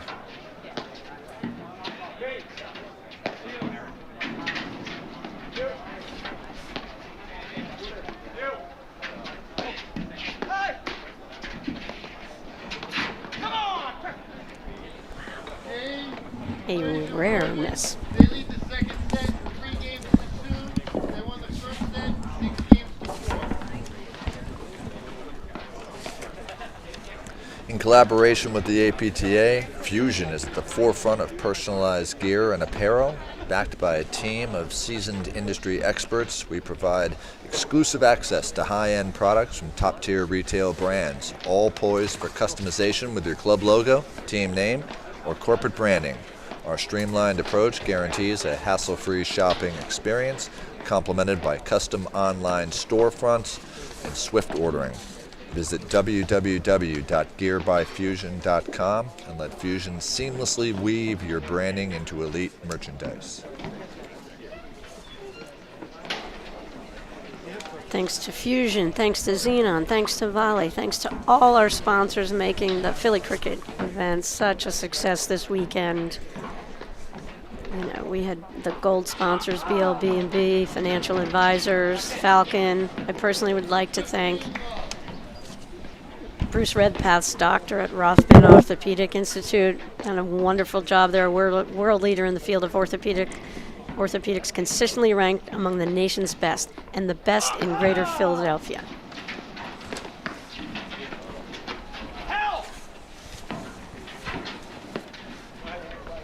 Huge thanks always to the sponsors. They make it happen here with the funds provided to put these events on. All the support. All the prize money is raised locally by tournament directors like yourself. The top players in the game, a huge majority of them are teaching professionals from around the country. We thank their clubs for allowing their members, their pros to, you know, travel around the country, play these events. They're the best in our game. It's so fun watching them, and the game is just changing for the better every single year thanks to the play of all our game's best teaching professionals and playing professionals. Fraser's pro out in Cincinnati, the Camargo Club. Adam Morgan teaches alongside Allison Morgan in Chicago. Juan Arraya shifting his efforts as of late. Had a great run. Phenomenal director for Greenwich Country Club for the past 8 years. He's moving on. Involved in Sport House, great facility. Pickleball, padel, some of those other racket sports, along with Mark Fisher, fellow commentator. Hi, Mark. Mark Parsons. Patricio. I did pay it a visit. One of my trips to Connecticut recently. I hear it's awesome. It was beautiful. Can't wait to see it. They have a great pro shop there, thanks to Fusion, I've heard. They do, and it was just a great facility with padel and pickle and the golf simulators.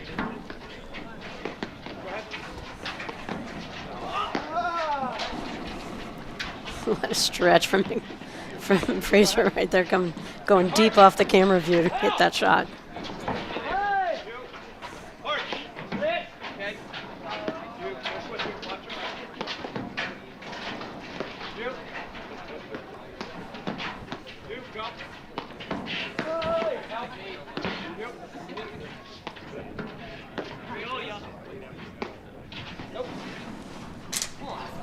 This is an important time for Juan and Graham. A little frustration creeping in that previous game with Juan.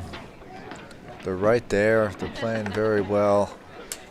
Felt like Morgan and Fraser have had just a slight edge this whole time. Obviously, you can see it in the score, but just the way of dictating play. 30-15 here, up 3-2. I think this is a big spot for Juan and Graham. Stay in this thing.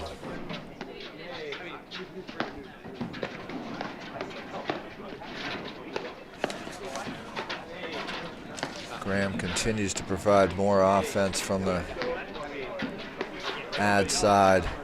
Just one there.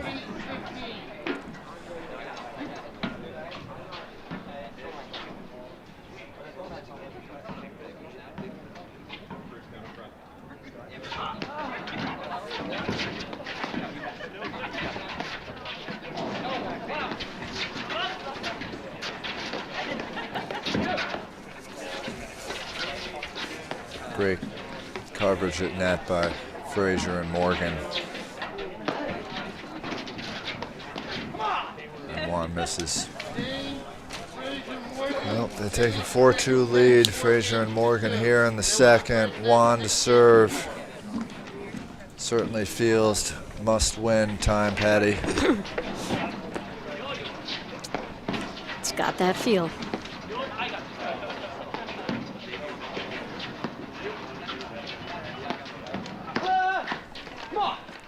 Great spot.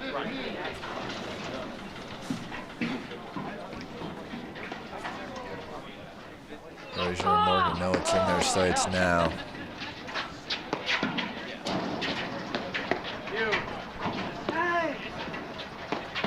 The thing about them is nothing's going to change.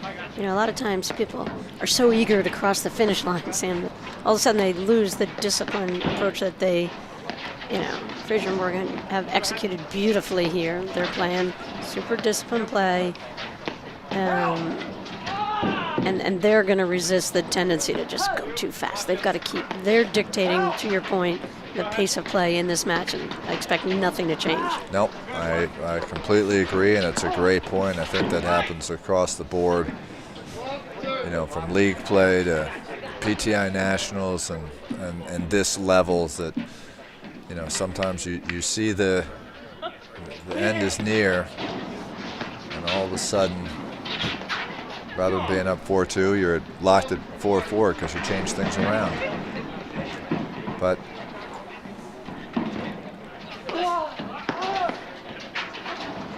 Forty love here for Fraser and Morgan to go up 5-2. Both played great.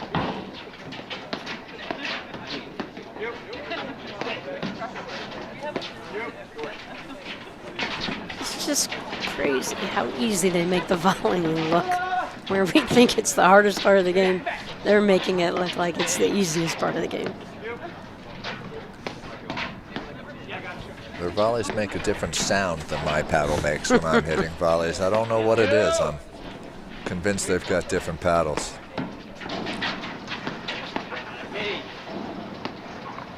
You need the sound effects. You know, if you could press a button with your other hand, you have a remote, so that when you get ready to drive a ball, it could sound like it had that pop of a Johan Durant forehand.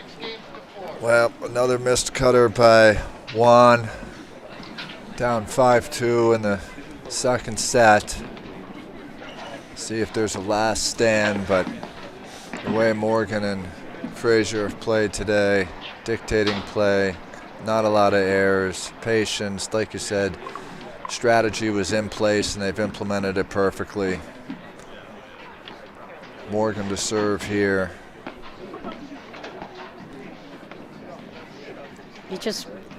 I wouldn't expect a 6-4, 6-2 match, so I fully expect another turnaround from McNerney and Arraya. I'll be here. Yeah.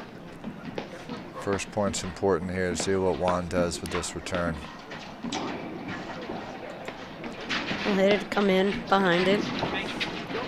He was patient with it, though. He didn't try to crack it too hard. I like that. He kind of put in a good rolling topspin How many times do you forehand. see people who have wide open court and just overjuice the ball where there's no need?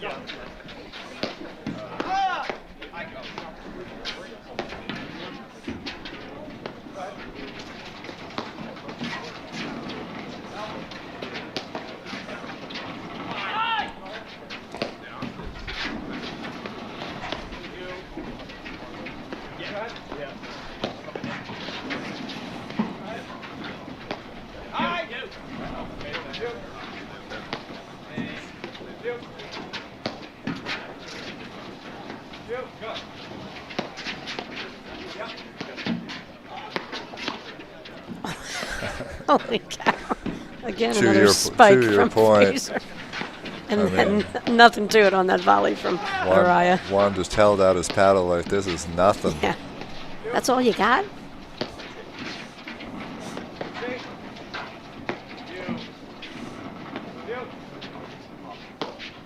But people ask, why is it that you get, you know, you watch the matchups like this where it's so deliberate, really long points? Because there's no weaknesses. Yep.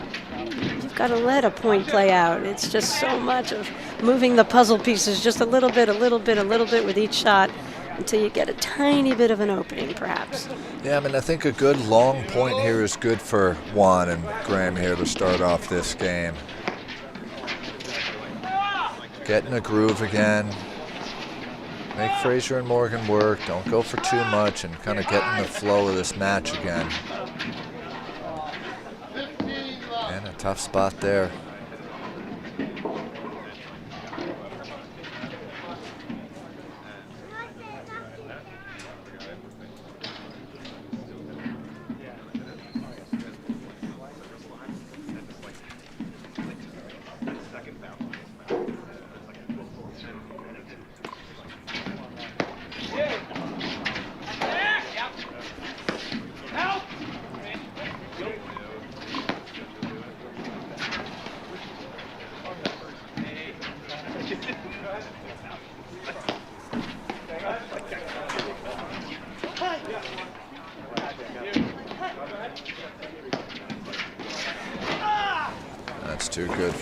there. Working it side to side and then taking advantage with the cutter. Slash overhead to Fraser, 15 all.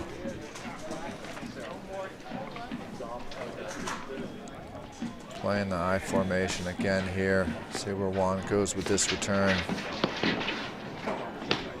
Into the net, unfortunately. Good serve. He looked like he changed his mind. Yep. Yeah, Fraser kind of moved over and hopped back.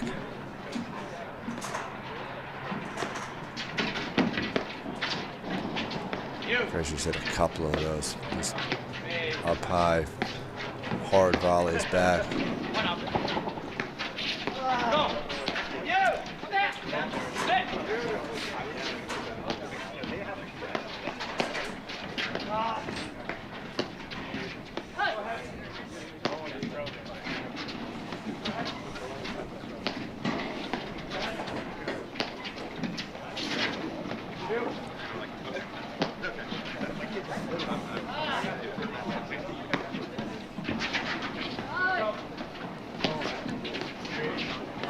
Feel the tension of the importance of this point right here.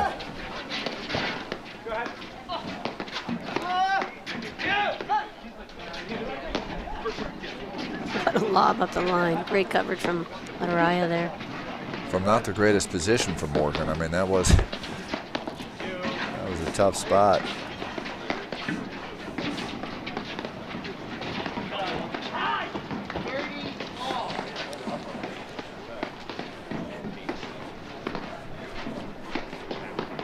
Can you imagine Morgan when he's out there doing team lessons? I wonder if he says, okay, if anybody misses, it's 100 laps around the course. Let's go. You're feeling guilty if you're not putting out 100% during his lessons if you watch him play. 30 all. What a great volley.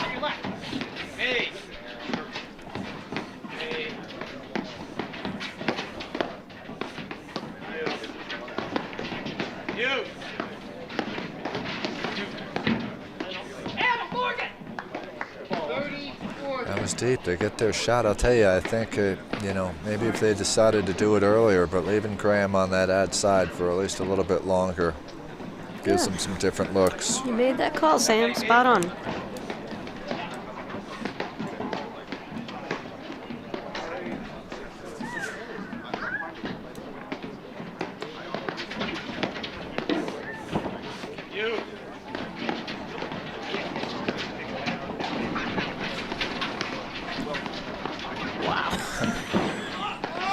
We just can't say wow again. Wow. You think you're in good shape, and all of a sudden you're now fighting it from the backcourt. Unbelievable point by Fraser and Morgan. Yeah, and McNerney loved that look. He just didn't quite make it. Exactly the ball he wanted. Did not think Arraya and McNerney were going to end up in the backcourt there. That ball missed.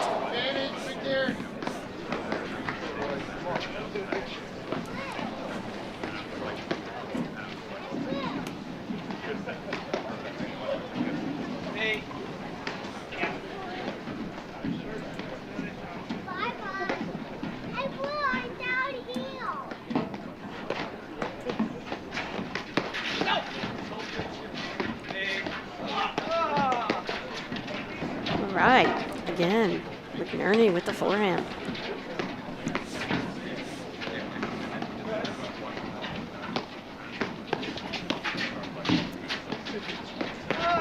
Great movement. I love the little lob volley in there. Arraya saw Fraser just moving in. Arraya opened up his paddle face, just put it up there just to buy himself a half a second, get a couple more feet back in the court. Graham taking a unique rip from the deuce side there. Looks like it just caught.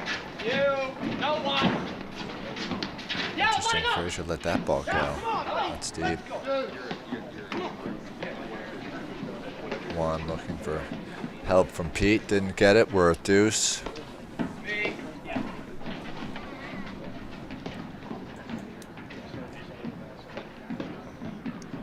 Again, not taking advantage of some of these break points. Got another one, second fault to the deuce side from Adam Morgan. Yeah, they've got to take advantage of one of these. See if Graham takes another rip. Pay attention to see what Tyler does there on the at the net. A couple of faults in that game for Morgan. McNerney got what they needed. Break of serve. With a lot of help from Adam in that game, unfortunately. 3 faults out of the last 4 points will help the cause, that's for sure. Well, Adam missed that volley, and you heard him yell out, Adam Morgan. And then, you know, he made more errors in that game than he's made the entire match. Right. And I'm sure it's behind him, and he's moved on. Short memories out here.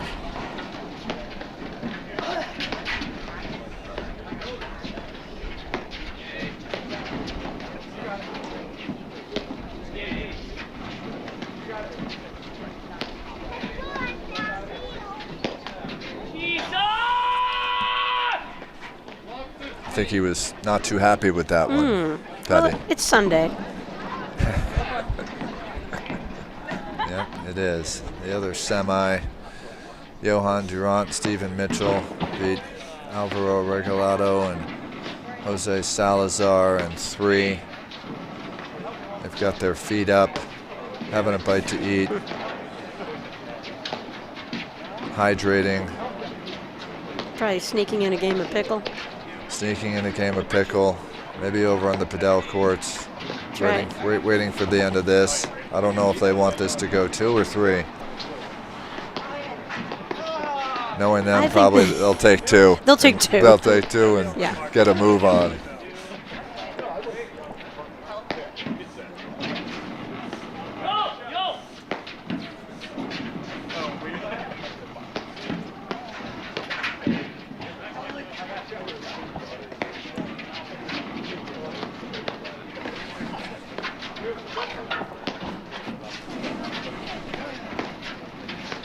Graham positioned perfectly there. Somehow he always knows where to be on those volleys.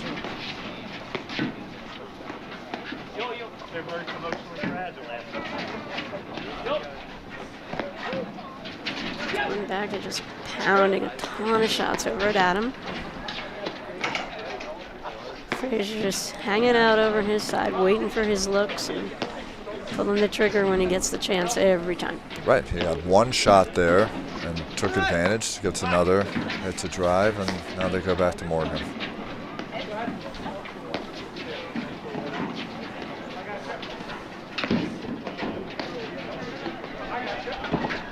Great deep lob.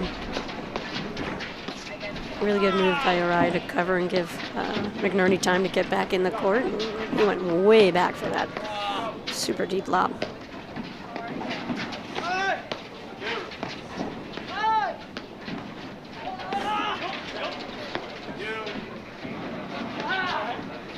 We got some sound effects going. There's a lot from of Mr. Arraya. There's a lot of grunting out there from all parties. Maybe not Graham, but the other 3 certainly. Well, the sounds get muffled by his beard a little bit, so you don't pick up on them as much.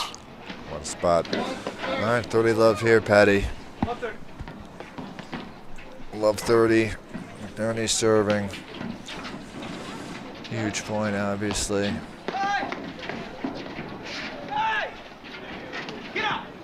And he went for the cut winner, love 40. Triple match point. Wow.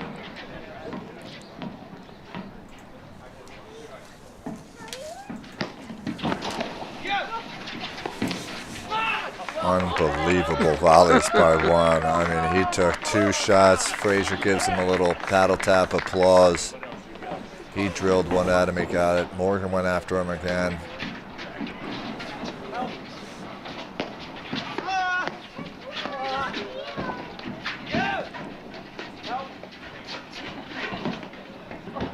Wow, that ball just fell in.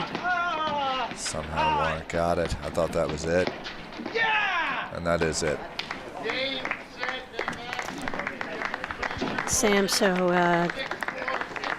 really decisive win for Morgan Fraser here. 6-4, 6-3 over Arraya and McNerney, our number 4 and 5 teams in the country. We expected a brawl. We got it. Fraser Morgan played a pretty flawless match right there, Sam, and we look forward to the finals with Duran and Mitchell up against Fraser Morgan no sooner than probably 11:30, 11:45. These guys need a little break, shower, get some lunch. We'll put it up here on the screen what time when we find out that time. Sam, a lot of fun calling the match with you. Thanks very much. Thank you.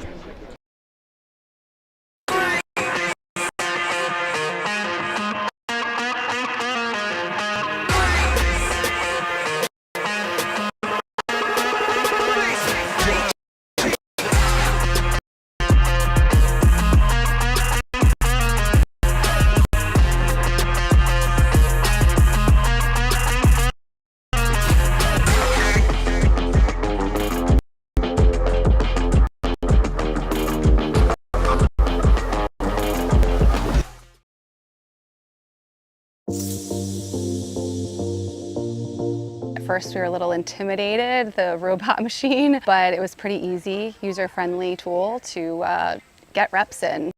What's helpful with the trainer is that the ball is being, fed to us, where he can visually see it and correct us.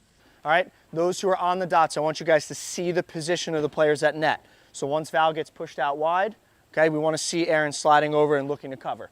Well, I like that you can work on different shots. You can work on corner screens or you can work on the lobs, you can work on return of serve particularly. That's something I feel like we could never get enough work on, return of serve, and this is a tool that we could use to really work on that shot, which is such an important shot. After today, it really did make me feel even more comfortable. I tried it a month ago and I really liked it, but I still felt a little intimidated. But Blake did a great job explaining it to us and also the software that comes with it, and we can adjust it to any level. So I would feel very comfortable using it. In fact, I'm definitely going to use it. I need a lot of work on my game.